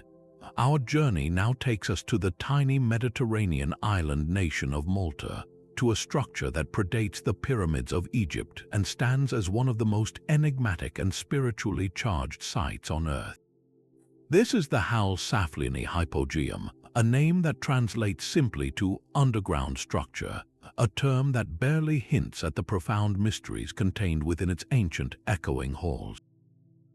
Carved with painstaking effort from the Globigerina limestone over a period spanning more than a millennium, from around 4,000 to 2,500 years before the Common Era, the Hypogeum is a labyrinthine complex spread across 3 distinct stacked levels. It is not a city in the conventional sense, but a city of the dead and a sanctuary for the living, a place where the boundaries between this world and the next seem to have been deliberately blurred by its Neolithic creators. The sheer scale of the Hypogeum is a marvel in itself. This was not a single tomb or a simple cave.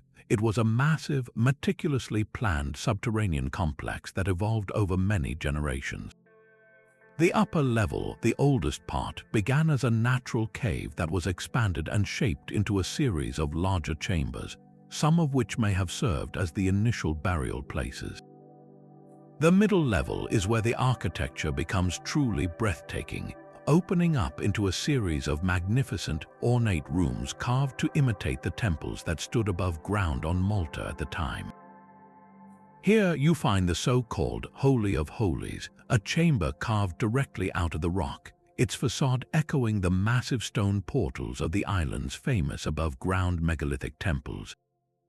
The walls are finished with a smooth, red ochre wash, and the entire space feels less like a tomb and more like a sacred, ceremonial center. The deepest level, the third and final floor, is the most ancient and primal, a sunken world of smaller chambers and niches that access the water table, possibly symbolizing a connection to a subterranean source of life and spiritual power. The primary function of the hypogeum was starkly clear to the archaeologists who first excavated it at the turn of the 20th century. It was a massive collective burial site, a necropolis of staggering proportions. The bones of an estimated 7,000 individuals were discovered within its chambers, a number that represents a significant portion of the island's entire Neolithic population over many centuries. This was not a place for a single chieftain or a royal family. It was a communal resting place for an entire culture.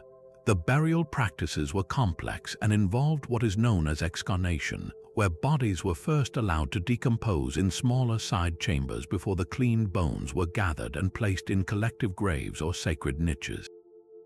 This practice suggests a deep and sophisticated belief system concerning the journey of the soul and the veneration of ancestors, whose spirits were believed to remain present and accessible within the silent, dark womb of the earth.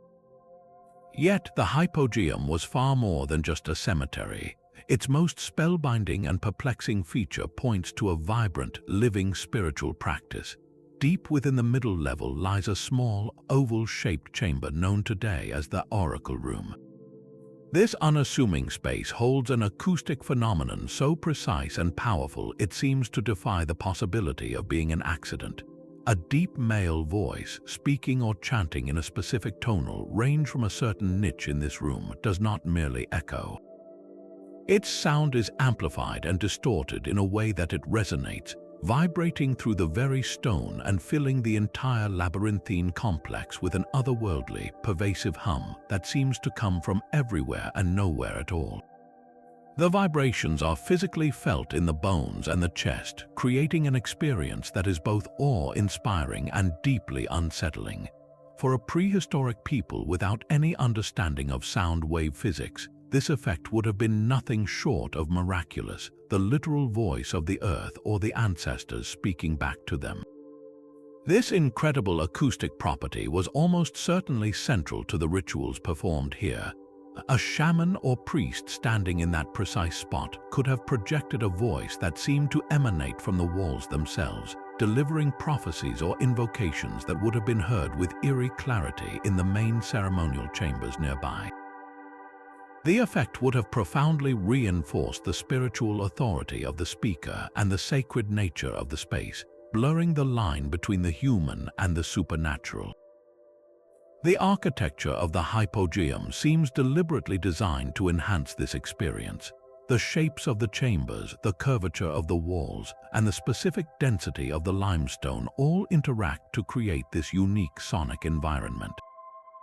It stands as the oldest known man-made structure in the world with such a sophisticated and intentional acoustic design, a testament to a culture that understood the power of sound to alter consciousness and connect with the divine. The Hal Saflieni hypogeum, therefore, represents the ultimate fusion of the mortal and the mystical. It was a place where the living descended to honor their countless dead, to seek guidance from the spirit world, and to participate in rituals where the very architecture conspired to create an experience of the sacred that was as much felt and heard as it was seen. A haunting echo from the dawn of human spirituality that still resonates powerfully today. Now, let's travel from the ancient spiritual sanctuaries of Malta to the red, sun-baked plains of the Australian outback, where a very different kind of underground city thrives not because of war or faith, but for a reason just as compelling: simple, elemental survival. This is Kuba Pedi, a name derived from the Aboriginal words Kupa Piti, which loosely translates to white man in a hole. And that description couldn't be more perfect because here, in one of the most inhospitable climates on Earth, the entire town has quite literally gone to ground. While Kuba Pedi is a modern settlement founded in the early 20th century for its rich opal fields, its existence represents a direct and powerful continuation of that ancient human tradition. We've been exploring the drive to carve a life from the earth to escape the dangers of the world above. The primary motivation here is the staggering, relentless desert heat. Surface temperatures in this part of South Australia can routinely soar to over 120 degrees Fahrenheit in the shade, a level of heat that is not just uncomfortable but actively dangerous for prolonged human habitation. The early miners, a tough and pragmatic bunch who rushed here after the first opal strike in 1915, quickly discovered a brilliant solution. They realized that the soft sandstone bedrock was not only easy to excavate with their mining machinery, but it also provided a natural, year-round climate control system. Just a few feet below the scorching surface, the temperature remains a constant, comfortable 70 degrees Fahrenheit. This discovery transformed the town's very architecture. Instead of building houses that would require constant, expensive air conditioning, they simply moved their homes, their businesses, and their entire community underground into what are locally known as dugouts. A walk through Cuba Pedy on the surface is a surreal experience. The landscape is a flat, ochre-red plain pockmarked with thousands of small, mounded hills, the waste dumps from individual opal mines, giving the area the appearance of a vast, industrious prairie dog town. The streets are wide and dusty, and you might see a car or a person, but the true life of the town is almost entirely hidden from view.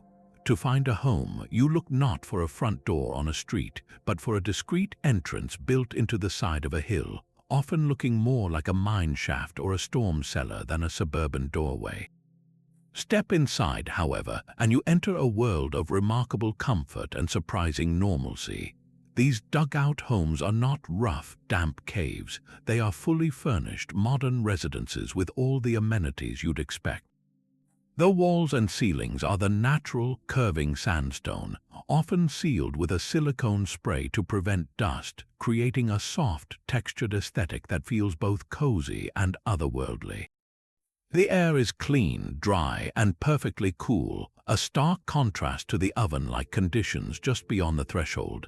Living rooms, kitchens, and bedrooms are carved out of the rock, with windows that are often just frames placed against the interior walls to create the illusion of looking outside, a small psychological trick to combat the potential feeling of being buried alive.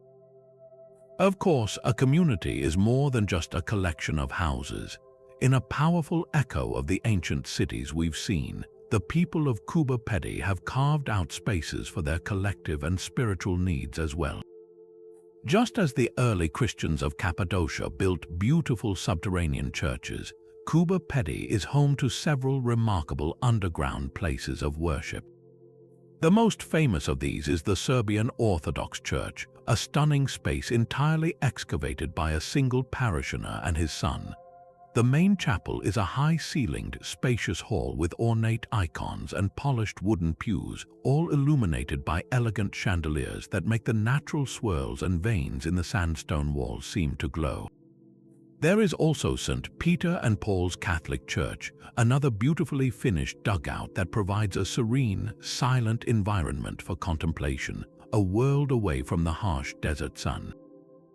These are not just architectural curiosities. They are active, vibrant centers of community life, proving that the human need for spiritual gathering and solace persists, whether in a rocky outcrop in Turkey or a sandstone hill in Australia.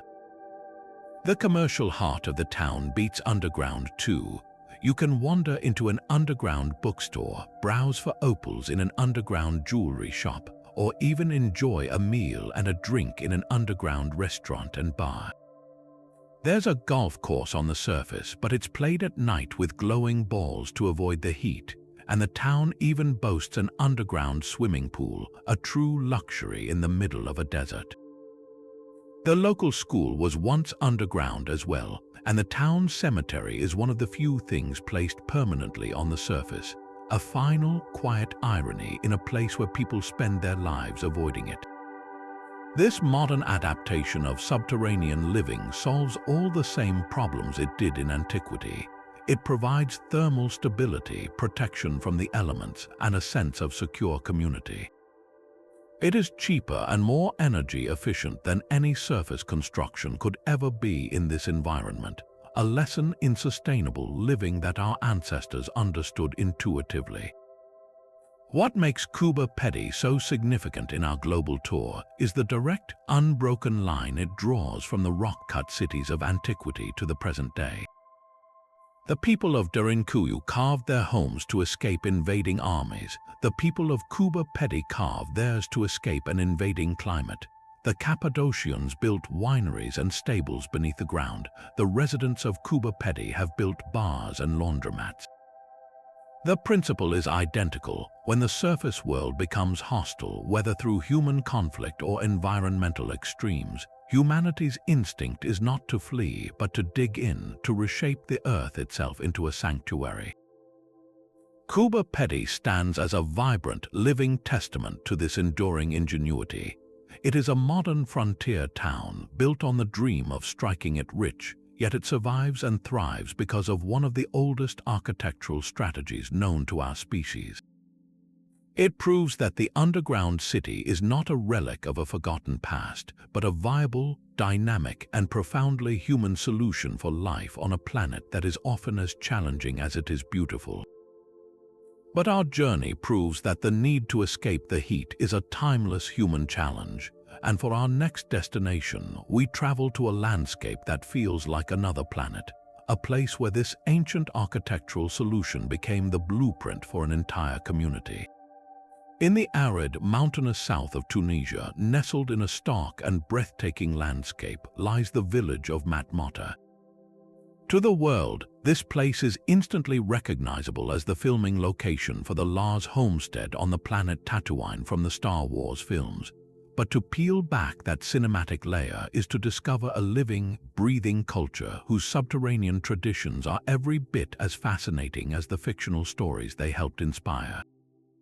This is the real-life home of the Berber people, a society that has perfected the art of living underground, not in sprawling labyrinths, but in unique, crater-like dwellings that represent one of the most distinctive forms of vernacular architecture on Earth.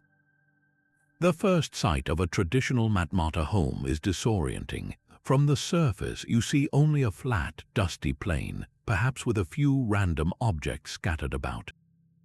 Then you approach a large, circular hole in the ground, and the true scale of the dwelling reveals itself.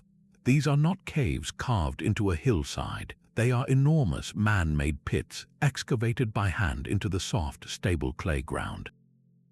A typical central courtyard or hauch can be up to 30 feet deep and 60 feet across, a vast, sunken open-air space that serves as the vibrant heart of the home. From the vertical walls of this giant pit, rooms are then tunneled horizontally, creating a ring of chambers that all face inward toward the shared courtyard.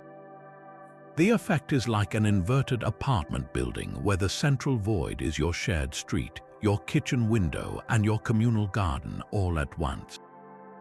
Access to this sunken world is provided by a single, narrow tunnel that slopes down from the surface level, often cleverly concealed to be invisible from a distance, a final touch of privacy and security in an otherwise exposed landscape.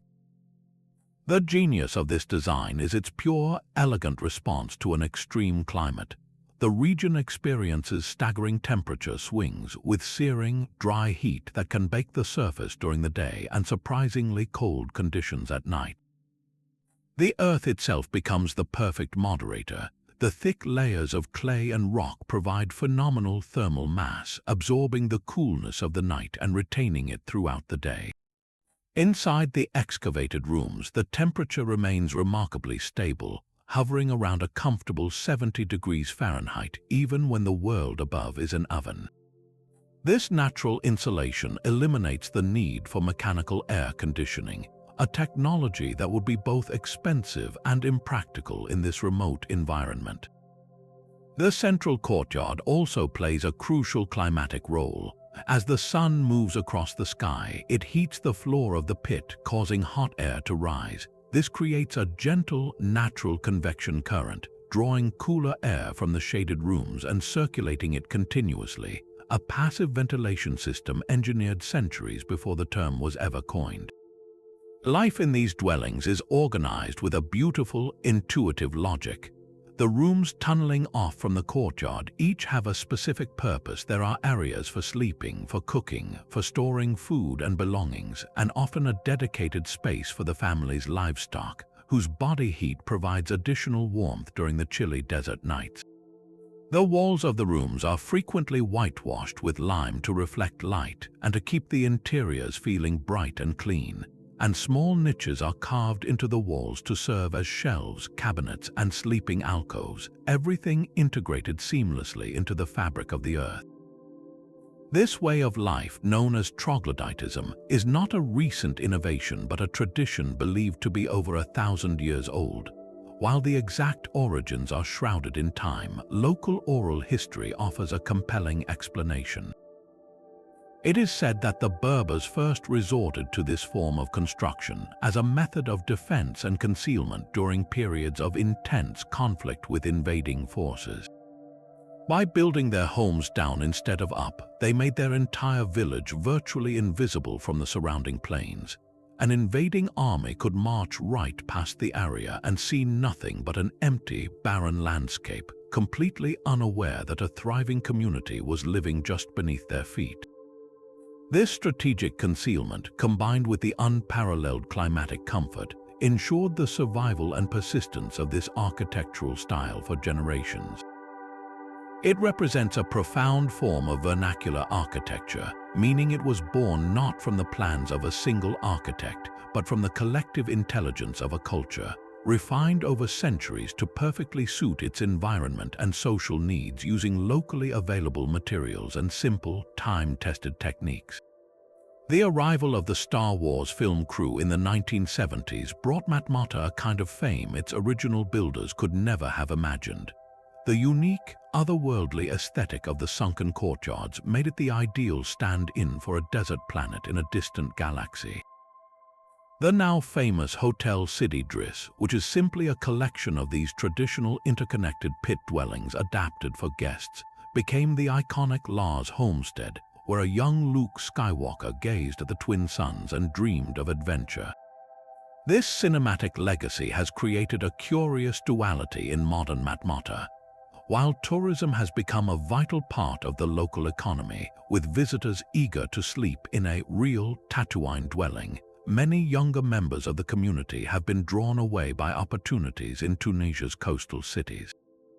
This has led to a gradual decline in the construction and maintenance of the traditional pit homes, as modern concrete houses built on the surface offer a different kind of convenience despite being less comfortable in the extreme heat. Today, Matmata stands as a living museum, a place where the ancient and the modern, the real and the fictional coexist. It is a powerful testament to human ingenuity, a reminder that the most effective solutions are often the simplest, born from a deep and intimate dialogue with the land.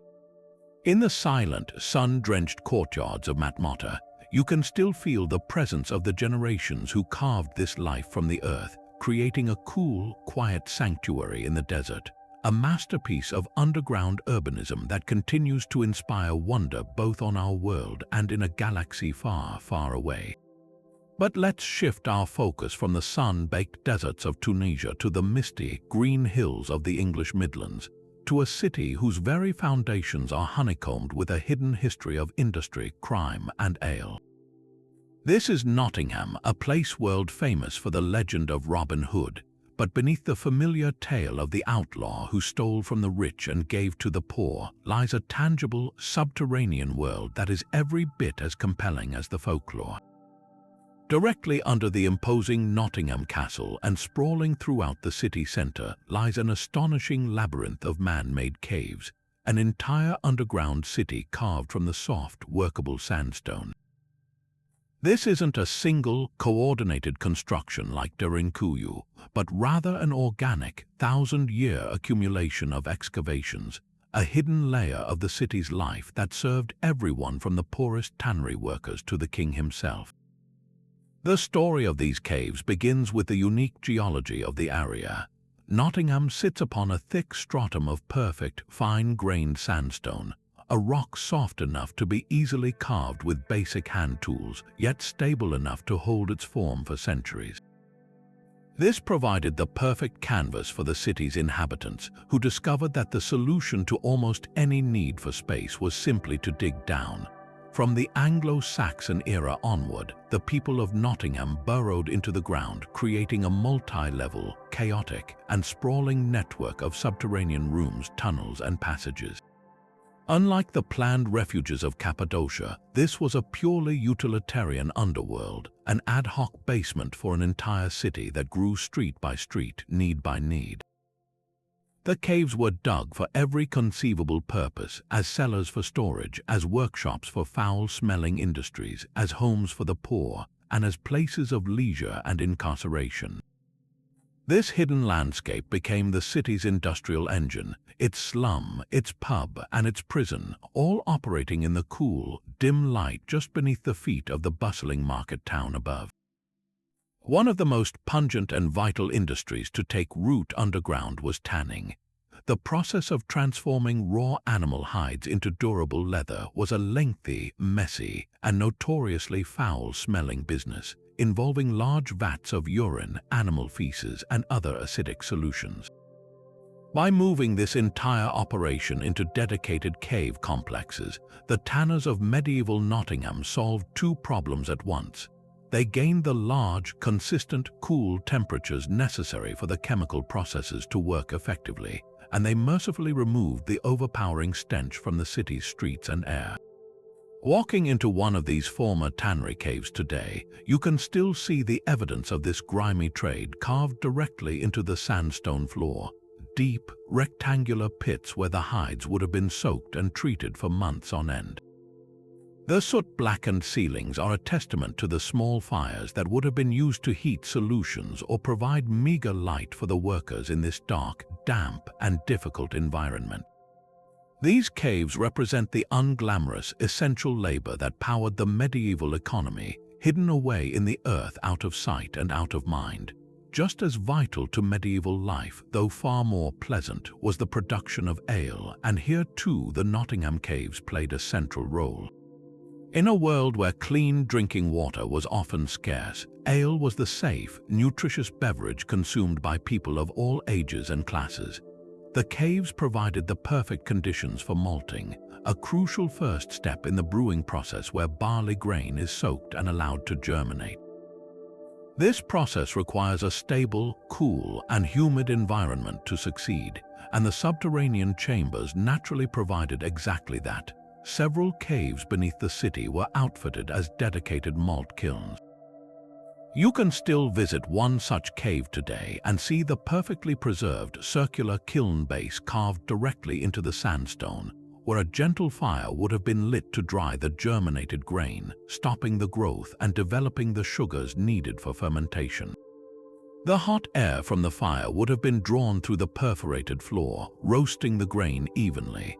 This was a sophisticated piece of agricultural technology hidden in a cave, its product essential for the daily life and morale of the entire population. And where there is ale, there must be a pub, and Nottingham boasts what is often called the oldest inn in England, with a history inextricably linked to the caves. The Trip to Jerusalem, nestled directly beneath the castle rock, is a warren of small, cozy rooms, many of which are actually carved into the cliff face itself. Legend has it that the pub got its name in the 12th century, when crusaders led by King Richard the Lionheart would stop here for a tankard of ale before embarking on their long and perilous journey to the Holy Land.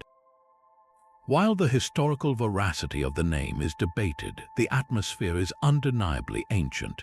Patrons can drink in the Rock Lounge, a room with a vast, curving sandstone wall that is the natural, unadorned rock of the cave. A narrow, twisting staircase leads up to a snug, which is little more than a hollowed-out pocket in the stone, offering a uniquely intimate and historic setting for a pint. The pub even features a notorious condemned cell, a small cave where prisoners destined for the gallows were supposedly held, adding a macabre footnote to its convivial atmosphere. The Trip to Jerusalem is a living piece of the cave network, a place where history isn't just displayed behind glass, but is literally the walls that surround you. This brings us to the darkest use of the Nottingham caves as dungeons. The castle looming above the city was not just a royal palace, it was the seat of power and justice for the entire region, and its underground caverns served as a formidable prison. These were not prisons in the modern sense, with cells and routines, but rather brutal holding pits. Prisoners, from common thieves to political enemies of the crown, were thrown into these dark, damp, and freezing holes in the ground. One of the most famous of these is called Mortimer's Hole, a long, steep tunnel that burrows through the rock from the city below up to the castle courtyard. This passage is famous in English history as the route taken in 1330 by a band of knights loyal to the young King Edward III, who used it to launch a surprise raid into the castle to capture his mother's lover, the powerful Roger Mortimer, who was then acting as de facto ruler of England. Mortimer was seized in the dead of night, dragged back down through this very tunnel, and subsequently executed. This event highlights the strategic military value of the cave network, providing a secret passageway that could be used to infiltrate or escape from the seemingly impregnable fortress. For centuries, this hidden world expanded, a silent partner to the city's growth. But by the Victorian era, many of the caves had fallen into disrepair and become squalid slums, housing the very poorest of the city's population in conditions of unimaginable poverty and overcrowding. They were damp, lacked sanitation and light, and were rife with disease. In a push for urban improvement and public health, many of these dwelling caves were systematically sealed up and forgotten, their entrances bricked over as Nottingham modernized. For decades, they slept in darkness, their full extent and significance largely unknown. It has only been through modern archaeological surveys, using laser scanning and ground-penetrating radar, that the true, breathtaking scale of the Nottingham underworld has been revealed. We now know there are over 800 man-made caves surviving beneath the streets, creating a hidden, three-dimensional map of the city's entire history. This network is a palimpsest, a manuscript written and rewritten over 1,000 years, where the soot stains of a medieval tannery exist alongside the graffiti of a Georgian drunkard and the bricked-up doorway of a Victorian slum clearance officer. The Nottingham Caves are a powerful reminder that history isn't always found in grand castles or documents. Sometimes it's waiting just a few feet below the pavement, in the cool, silent dark, telling the story of the everyday people who literally carved their lives from the stone. Yet this drive to build with and within the earth is not unique to the Old World. Our journey now takes us across the Atlantic to the American Southwest, to a breathtaking landscape of sheer canyon walls and high desert plateaus. Here, nestled in the state of Colorado, lies Mesa Verde, a name that means green table in Spanish. This site redefines our very definition of an underground city, presenting a community that chose not to dig down but to build inward, carving their civilization into the very face of the cliff itself. The ancestral Pueblones, who flourished here for centuries, perfected a form of architecture that was both a brilliant adaptation to their environment and a profound statement of communal identity. Their stunning cliff dwellings are not merely buildings set against a rock wall. They are integral parts of the mountain, complex, multi-story structures that use the massive, natural sandstone overhangs as vast, permanent roofs, creating settlements that feel simultaneously open to the sky and deeply sheltered within the earth. The most iconic of these is Cliff Palace, a site that never fails to astonish first-time visitors. It is not a single palace, but an entire village, a sprawling architectural masterpiece tucked securely beneath a colossal, curving overhang of tan sandstone. Imagine a community of over 100 rooms, rising 4 stories in places, all constructed from hand-shaped sandstone blocks and mortared with mud. From a distance, it appears almost organic, as if the mountain itself has grown a honeycomb of rooms and towers. The scale is staggering, but the true genius lies in its sophisticated layout and the specialized structures that serve the community's daily and spiritual needs. Access was deliberately difficult, often involving narrow ledges and hand and toe holds carved into the cliff face or removable ladders that could be pulled up for defense. This vertical inaccessibility made the settlement incredibly easy to defend and nearly impossible to attack without the residents' knowledge. The entire complex was positioned to capture the winter sun for warmth while being shielded from the intense summer heat, and the massive rock shelf above acted as a giant umbrella, protecting the delicate adobe structures from rain, snow, and erosion for centuries. Central to the spiritual life of this community, and a feature that truly anchors it as an underground city in spirit, were the kivas. These are not rooms built upward, but circular, ceremonial chambers that were dug downward, excavated into the very floor of the cavern. To enter a kiva, you would descend a ladder through a hole in the roof, leaving the bright desert world behind and stepping into a dark, sacred, and intimate space. The architecture of the kiva was rich with symbolism. A small, hollow pit in the floor, known as a sipapu, represented the portal through which the ancestors first emerged into this world, connecting the living community directly to their mythic origins. A central fire pit provided warmth and light, and a deflector shield helped manage the airflow. The kiva was the religious and social heart of the community, a place for councils, ceremonies, and storytelling, a subterranean sanctuary where the spiritual underpinnings of their society were nurtured and preserved.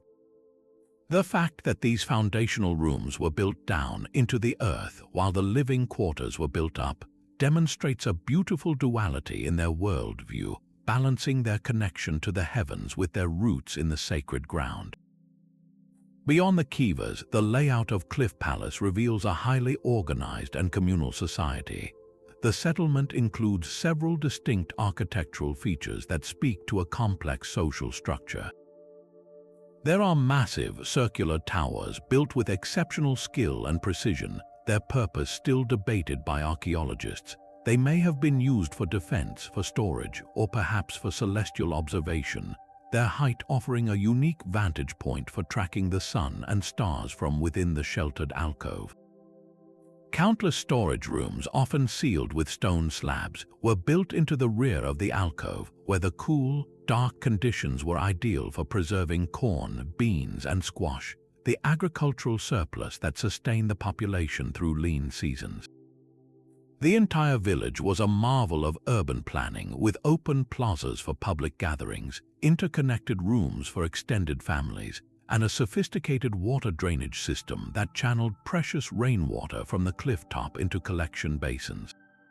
Life here was a carefully orchestrated balance between the open plaza and the enclosed room, the sunlit courtyard and the dark kiva, the world outside and the protective embrace of the mountain.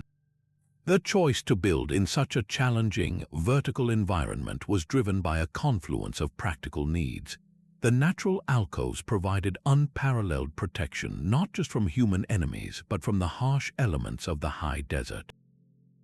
The massive rock overhangs shielded the dwellings from heavy snowfall in winter and offered shade from the blistering summer sun, creating a naturally regulated microclimate that was far more temperate than the exposed mesa top above.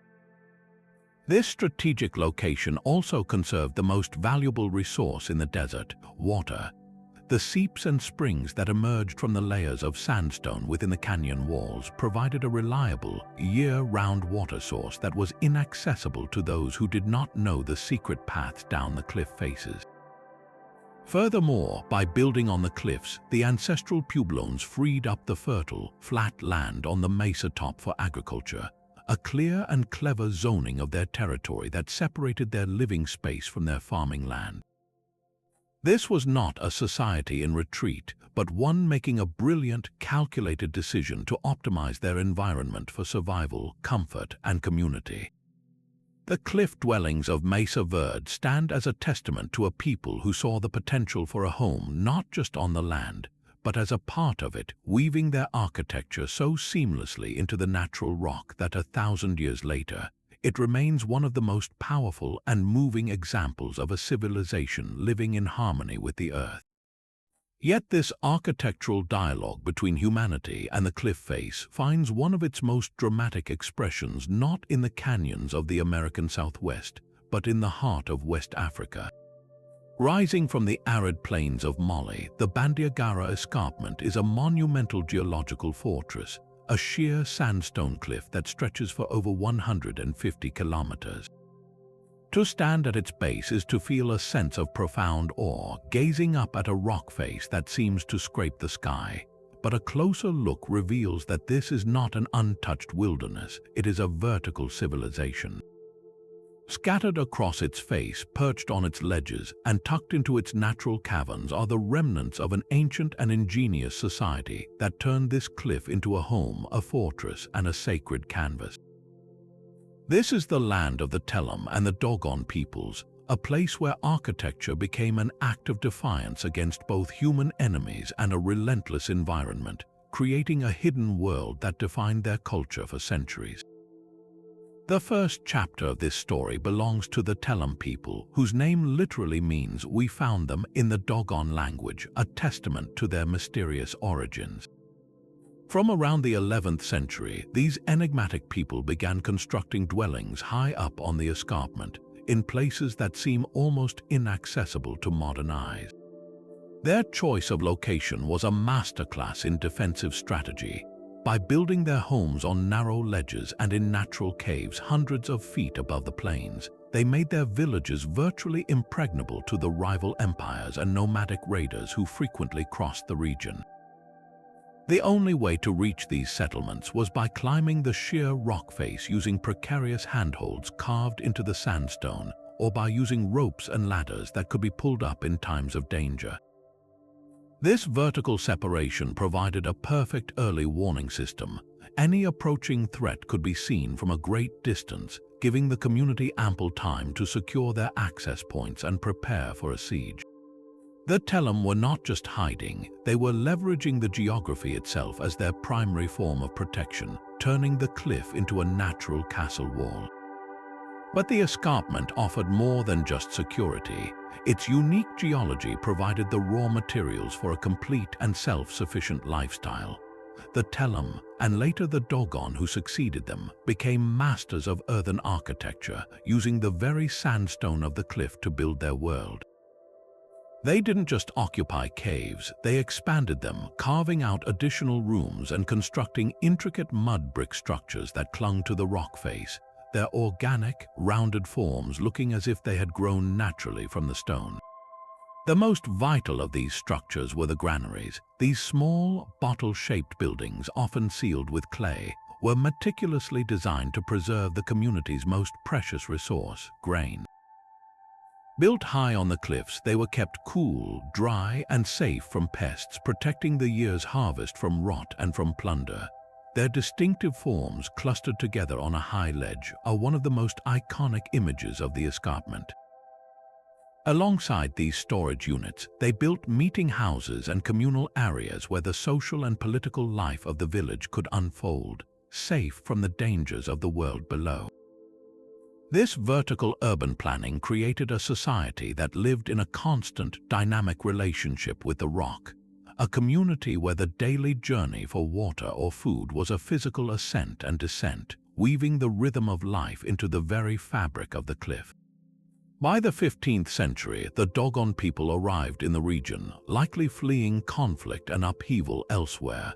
They found the abandoned Telam settlements and recognized the same strategic genius, adapting and expanding upon this pre-existing subterranean and cliff-dwelling tradition.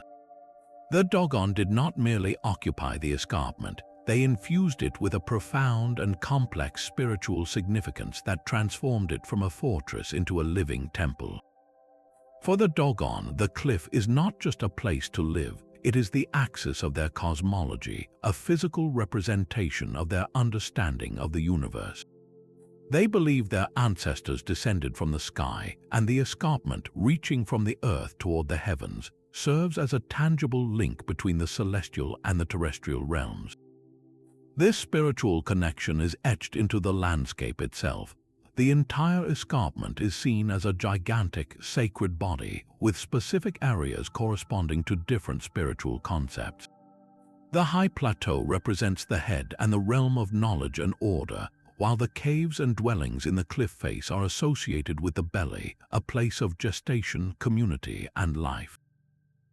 This worldview is physically manifested in their architecture and rituals. The most sacred sites are often the oldest Telem caves, which the Dogon repurposed as burial grounds and ritual spaces.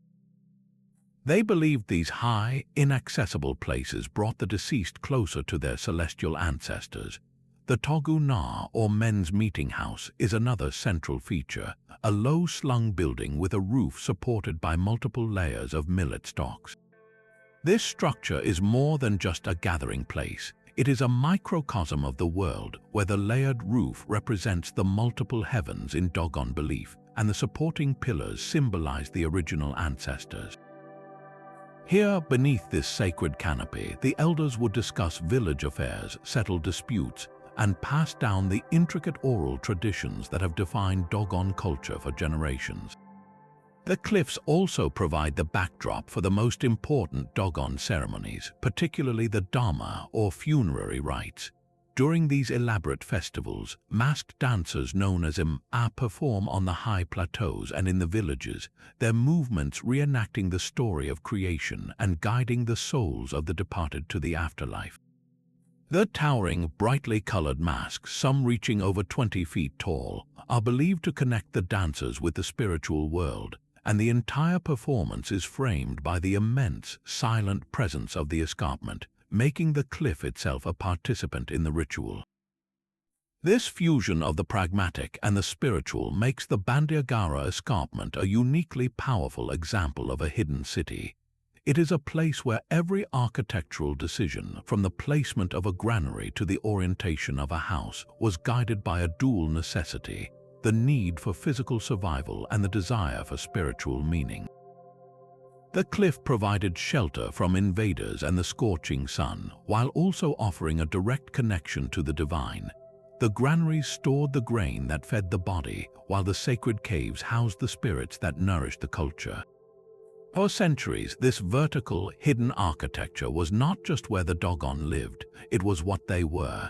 It shaped their social structures, defined their rituals, and insulated their unique worldview from the tumultuous changes sweeping the plains below. The Bandiagara escarpment stands as a monumental testament to a civilization that did not just inhabit a landscape, but truly became one with it, carving a resilient and deeply spiritual existence into the face of a stone giant. From the soaring heights of the Bandiagara escarpment, we journey now to the very cradle of Georgian civilization, to a city that feels less built and more born from the stone itself. Carved into a massive, rocky plateau overlooking the swift-flowing Mtkvari River, the ancient town of Uplistsik, whose name poetically translates to the Lord's Fortress, is a breathtaking labyrinth of caves and chambers that whispers tales from over 3 millennia. This is not merely a collection of shelters, it is one of the oldest urban settlements in the entire Caucasus region, a sprawling rock-hewn city that served as a dynamic political, religious, and commercial hub, evolving continuously from the Iron Age right through to the late medieval period. To walk its silent, sun-baked streets is to traverse a living timeline, where the shift from pagan worship to Christian devotion is etched directly into the very fabric of the rock. The first thing that strikes you about Uplistsik is its sheer, raw scale. The complex spans nearly 8 hectares, a vast city of stone featuring over 700 individual caves and structures spread across 3 distinct districts: a southern, a central, and a northern quarter. The central part, the oldest and most fortified, is the true heart of the city, accessible only through a single, narrow, and easily defensible tunnel carved through the rock. This was a deliberate design, creating a natural citadel that could be held against invaders.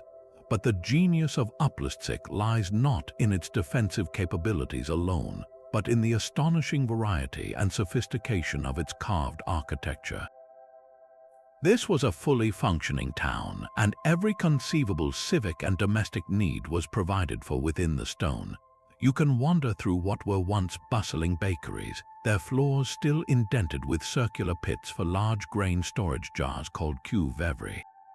You can stand in the cool interiors of grand reception halls, their soaring, arched ceilings meticulously carved to mimic the architectural styles of built structures, complete with decorative pillars and stone beams. A clear indication that the inhabitants were not primitive cave dwellers, but a sophisticated society recreating the grandeur of above-ground palaces within the mountain itself. Perhaps the most remarkable of these civic spaces is the functional rock-hewn theatre, a feature that sets Uplistsik apart from almost any other underground city in the world. This isn't a small, makeshift stage, but a large, semicircular amphitheatre with tiered seating carved directly into the hillside, facing a clear, flat performance area. The acoustics here are naturally magnificent, a testament to the builder's understanding of sound. In its heyday, this space would have been filled with the sounds of music, poetic recitals, and theatrical performances, a vibrant center of cultural life for a city that thrived at the crossroads of northern and southern trade routes. Its existence speaks volumes about the community's priorities. Even in a fortified, rock-carved town, they made space for art, entertainment, and public gathering, demonstrating that urban life here was about more than just survival. It was about culture and community. Long before the echoes of plays filled the air, Uplistsik was a major center for pagan worship, a fact powerfully evident in its oldest surviving structures. Scattered throughout the complex are chambers clearly dedicated to pre-Christian solar deities. The most significant of these is the so-called pagan temple, or Temple of the Sun, a large rectangular hall with a massive monolithic pillar standing at its center. This pillar was not merely structural, it was a sacred object of veneration, likely representing the axis mundi, the connection between the earthly and the divine realms. A circular opening was carved high in the ceiling, positioned so that on specific days, like the solstices or equinoxes, a beam of sunlight would strike the pillar at a precise angle, illuminating it in a dramatic display of celestial alignment. Nearby, you can find a large, smooth stone slab with a drainage channel, believed to have been used for animal sacrifice, the blood channeled away in a solemn, ancient ritual. Another chamber features a long, tunnel-like aperture carved through the rock, perfectly aligned to frame the rising sun on the horizon during important agricultural or religious festivals. These features reveal a society deeply attuned to the cycles of nature, one that engineered its sacred spaces to interact directly with the cosmos. This pagan stronghold, however, could not resist the sweeping tide of history. With the arrival and eventual state sanctioning of Christianity in Georgia in the 4th century, Uplistsik underwent a profound transformation. The city did not fall into decline. Instead, it adapted, seamlessly integrating the new faith into its ancient landscape.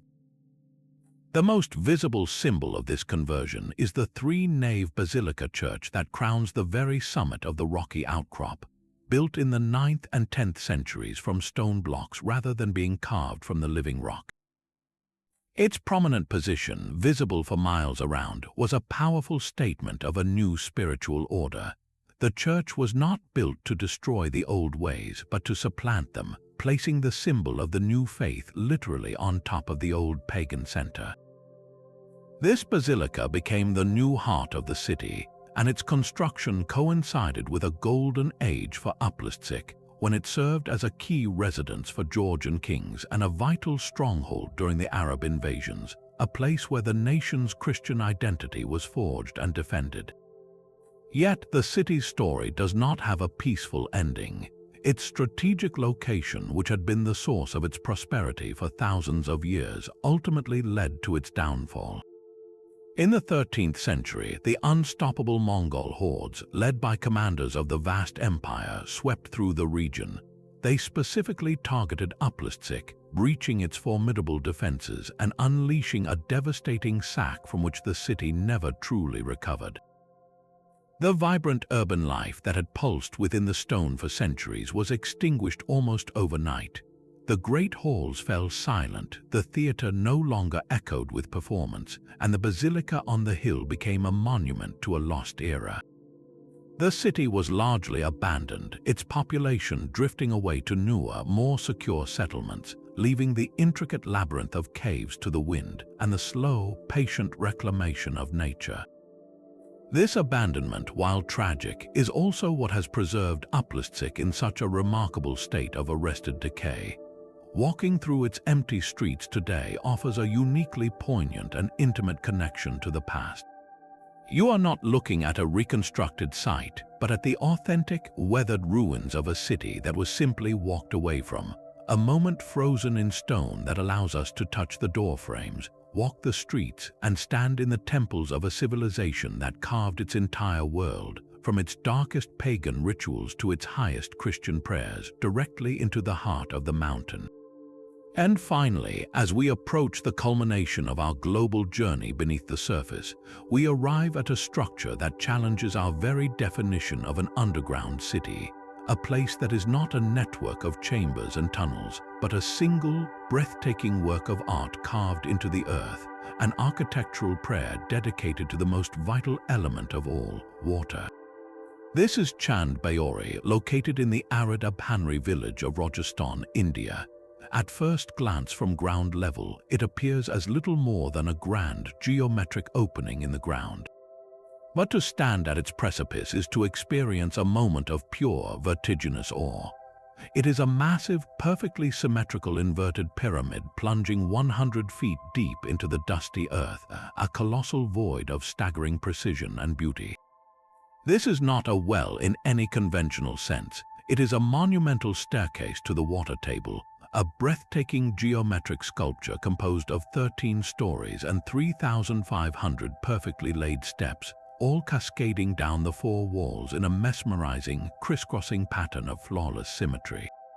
The primary function of Chand Baori was born from pure necessity in a harsh, semi-desert climate. Rajasthan is a land of extreme temperatures and unpredictable rainfall, where water is not just a resource but a matter of life and death. The stepwell, believed to have been constructed by King Shanda of the Nikumbha dynasty in the 9th century, was an ingenious and ambitious solution to this existential challenge. By carving so deep into the earth, the builders tapped into the deep groundwater, creating a massive, reliable reservoir that could serve the community through the long, dry seasons. But the genius of its design goes far beyond simple water storage. The sheer, stepped walls of the Baori created a massive surface area, which, combined with its profound depth, induced a powerful evaporative cooling effect. The temperature at the bottom of the well can be as much as 15 to 20 degrees Fahrenheit cooler than the scorching air at the surface. This transformed the stepwell into a natural, communal air conditioner, a vital public space where villagers could escape the relentless desert heat. The steps themselves provided ample seating, creating a vast, open-air amphitheater where people could gather, socialize, and simply exist in comfort, their daily lives unfolding within this magnificent man-made canyon. Yet to see Chand Baori as merely a utilitarian water source and cooling station would be to miss the heart of its purpose. This was a deeply sacred space, a place where the practical and the spiritual were inextricably woven together. On one side of the stepwell, facing the breathtaking vista of steps, stands a magnificent multi-story pavilion. This was not a random addition, it was the heart of the stepwell's ritual life. Here you find intricately carved galleries and ornately sculpted pillars, creating a shaded, contemplative space for royalty and priests. More importantly, this pavilion houses dedicated temples with exquisitely carved idols of deities, including a shrine to Harshat Mata, the goddess of joy and happiness. This religious dimension was central to the stepwell's identity. Water, in the Hindu tradition, is sacred, a purifying and life-giving force. Drawing water from Chand Baori was therefore not just a chore, it was an act of devotion. Pilgrims and locals would ritually descend the steps, a physical and symbolic journey into the earth, to collect water, offer prayers, and seek blessings from the goddess. The very act of moving through this architectural marvel was a spiritual exercise, a descent from the harsh, worldly plane to the cool, life-sustaining sacred source below. The carvings that adorn the pavilion and the upper levels of the stepwell are a testament to this rich cultural life, while the lower steps are starkly utilitarian, designed for maximum efficiency and durability. The upper galleries are a riot of artistic expression. The stone is alive with intricate sculptures depicting scenes from Hindu mythology, with figures of gods and goddesses, celestial beings, and mythological creatures all watching over the space. These carvings tell stories, encode religious principles, and celebrate the divine, transforming the stepwell from a simple infrastructure project into a three-dimensional spiritual manuscript. The presence of these carvings, combined with the temples and the pavilion, confirms that Chand Baori was a vibrant community hub, a place where the boundaries between daily life, social interaction, and religious observance completely dissolved. It was where women gathered to draw water and share news, where travelers stopped to rest and refresh, where festivals were celebrated, and where the entire community came together, sheltered from the sun in their own stunning subterranean world. In many ways, Chand Baori serves as a perfect, poetic conclusion to our exploration of 25 underground cities. It encapsulates all the themes we have encountered, yet expresses them in a form that is uniquely its own. Like the defensive cities of Cappadocia, it provided sanctuary from an external threat, in this case a hostile climate rather than an invading army. Like the sacred spaces of Lalibela, it was a profound expression of faith, engineered to facilitate a spiritual journey. And like the communal labyrinths of Pilsen or Nottingham, it was the beating heart of a community, a place of work, worship, and social life, all contained within an architectural masterpiece hidden just below the surface. The incredible symmetry of its 3,500 steps descending into the cool, dark water stands as a timeless monument to human ingenuity, a perfect marriage of mathematical precision, artistic vision, and deep spiritual belief. It reminds us that our ancestors did not just dig for survival, they built for eternity, carving their reverence for life, community, and the divine into the very bedrock of the world, creating hidden wonders that continue to astonish and inspire us centuries later. But for all the incredible sights we have uncovered and explored, the story of these underground worlds is far from complete. In fact, some of the most compelling chapters remain unwritten, hidden in the silent dark and protected by the very earth that gave them sanctuary. The ongoing archaeological work at these locations is not merely about cataloging empty rooms. It is a dynamic, evolving field where every new technology and every lucky discovery has the potential to rewrite entire sections of our history books. For every question we answer about these subterranean metropolises, a dozen more emerge, more puzzling and profound than the last. These lingering mysteries challenge our understanding of ancient capabilities and hint at histories even more complex than we have yet dared to imagine. One of the most persistent and tantalizing questions revolves around the true scope of these networks. We have marveled at the scale of Derinkuyu, but what if it and the other known cities of Cappadocia are merely the known hubs of a far more extensive continent-sized subterranean web?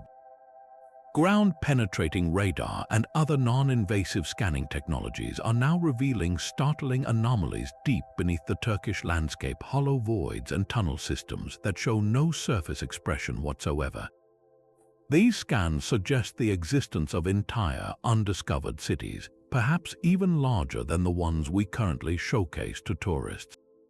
The tantalizing theory is that what we see today are just the surviving fragments, the deepest bunkers of a civilization that was so adept at living underground they created an entire second world, most of which has either collapsed over millennia or remains sealed, waiting for the right key to turn in the lock. Similar technologies are being deployed at Petra, where scans behind the famous treasury facade have indicated large, hidden chambers, fueling speculation that the Nabateans carved their most sacred treasures deep into the heart of the mountain, far from the prying eyes of invaders and historians alike. Then there is the enduring enigma of the engineering knowledge itself. How did ancient cultures, with what we perceive as simple bronze and iron tools, achieve such flawless feats of structural engineering and urban planning? The ventilation shafts in Derinkuyu are not just holes in the ground. They are precisely angled and spaced to create a consistent, life-giving airflow throughout 18 levels, a principle of fluid dynamics that we would formally document centuries later. The acoustic pipes in Özkanak function as a sophisticated intercom system, demonstrating a practical understanding of sound transmission that feels centuries ahead of its time. And the celestial alignments in places like Uplistic's pagan temples reveal a deep, encoded knowledge of astronomy. This wasn't just random digging, it was a precise science. The builders possessed a sophisticated, likely orally transmitted, body of knowledge about geology, physics, and mathematics that allowed them to transform solid rock into climate-controlled, defensible, and spiritually resonant habitats. We are forced to confront the possibility that our timeline of technological progress is incomplete, that these civilizations had mastered principles of engineering we are only now rediscovering with our modern instruments. Perhaps the most haunting mystery of all is the question of abandonment. Why were some of these magnificent complexes, these marvels of human effort and ingenuity, so completely and utterly deserted? In some cases, like Uplistic, the answer is clear. A cataclysmic event like the Mongol invasion shattered the society that built it, but for others, the answer is far less certain. The great Cappadocian cities were sealed and forgotten for centuries, their existence fading into local legend. Was it a gradual shift in trade routes that made the region less volatile? Did the arrival of a more stable political order render their defensive purpose obsolete? Or was the reason more ominous? Some theorists point to evidence of seismic activity that may have collapsed crucial water sources or blocked vital entrances. Others wonder if a slow, creeping environmental change, like a prolonged drought, made even underground life unsustainable. The silence of these places is deafening. We find no mass graves, no evidence of a final, desperate stand. It is as if one day the inhabitants simply walked out, sealed the great stone doors behind them, and never returned, taking the full truth of their existence with them. This leads us to the final, thrilling frontier of this field, the secrets that are still buried. What other underground cities lie completely unknown, their entrances hidden by desert sands, jungle overgrowth, or the slow accumulation of centuries of soil? Every so often we get a glimpse of this potential. A farmer's plow hits a strange hollow sound, leading to the discovery of a place like Mazzi. A collapse in a modern basement in Nottingham reveals a forgotten medieval tannery. These chance finds remind us that our map of the ancient world is still full of blank spaces. What if there are networks beneath the Sahara, built by cultures we have yet to fully understand? What if the legends of vast subterranean worlds in South America or Southeast Asia hold a kernel of geological truth? The tools to find them are improving every year. LiDAR technology can strip away forest canopies to reveal man-made shapes on the ground, and muon tomography, which uses cosmic rays to peer deep into rock, could one day allow us to virtually explore the bedrock of entire regions without ever lifting a shovel. Ultimately, the story of these underground cities is a story that is still being unearthed word by word, chamber by chamber. They stand as permanent questions carved in stone, challenging our arrogance about the past. They remind us that history is not a neatly settled account, but a living, breathing mystery with countless pages still waiting in the dark to be read. Every echo in their empty halls is a whisper from a world we are only just beginning to comprehend, a silent invitation to keep digging, keep exploring, and keep wondering what other incredible chapters of the human story are still hidden, patiently awaiting their moment to return to the light. From the sprawling defensive labyrinths of Cappadocia to the sacred rock-hewn churches of Lalibela, and from the industrial maltings of Nottingham to the modern dugouts of Cuba Pedy, our journey through these 25 underground cities has revealed a stunning tapestry of human ingenuity. Each one, whether born from fear, faith, or the simple need for a cool place to store a barrel of beer, tells a powerful and unique story. We have seen how the same basic human needs for safety, for community, for spiritual connection have been answered in wildly different ways across cultures and millennia, with the answer always being to turn to the earth itself. This is not a monolithic history, but a global phenomenon, a chorus of human resilience sung from the silent dark. The engineers of Derinkuyu solved the problems of ventilation and water for 20,000 people, while the miners of Wieliczka turned their workplace into a glittering cathedral of salt. The Nabateans of Petra mastered hydraulics to create a desert oasis, and the Berbers of Matmata used passive cooling to thrive in an oven-like climate. This incredible diversity proves there is no single blueprint for a subterranean city. There is only the boundless creativity of the human spirit when faced with the challenges of its world. What unites them all, from the grandest temple to the humblest storage cellar, is a profound and universal human drive. It is the drive to persevere, to protect what we hold most dear, and to find meaning even in the most challenging circumstances. When the surface world became too dangerous, whether from invading armies, religious persecution, or a nuclear threat, our instinct was not merely to run but to build. We dug down to create sanctuaries where our communities could endure, our cultures could be preserved, and our children could be kept safe. And when the world above became spiritually noisy or physically extreme, we descended to seek solace, to focus our minds in prayer, or simply to enjoy a stable, comfortable temperature. This relationship with the subterranean world is a fundamental part of our shared history, a testament to our species' remarkable ability to adapt and to transform our environment, not just across it but deep within it. These cities are monuments to patience, to cooperation, and to the unwavering belief that there is always a way to survive and even to flourish if we are willing to look beneath the surface. And the most thrilling part of this entire story is that it is far from over. The mysteries we have explored are not solved puzzles, they are open invitations. With every new ground-penetrating radar scan in Cappadocia, with every acoustic study in the hypogeum, with every archaeological dig in the cliffs of the Bandiagara escarpment, we are peeling back another layer of this hidden history. The voids detected behind the walls of Petra, the undiscovered tunnels rumored to connect the Beijing underground city, the countless caves still sealed beneath the streets of ancient towns around the world, they all whisper of secrets yet to be revealed. The full story of our subterranean past is still being written, and each of us can be a part of uncovering it. Now we turn the conversation over to you. Which of these 25 underground cities captured your imagination the most? Was it the defensive genius of Urzkanak, the chilling sacred silence of the hypogeum, or the living, breathing community of Cuba Pedy? What are your own theories about why these places were abandoned, or what might still lie hidden in their deepest, unexplored chambers? Share your thoughts, your questions, and your own fascinating discoveries in the comments below. The Earth has kept its secrets for thousands of years, but together we can continue to bring them into the light.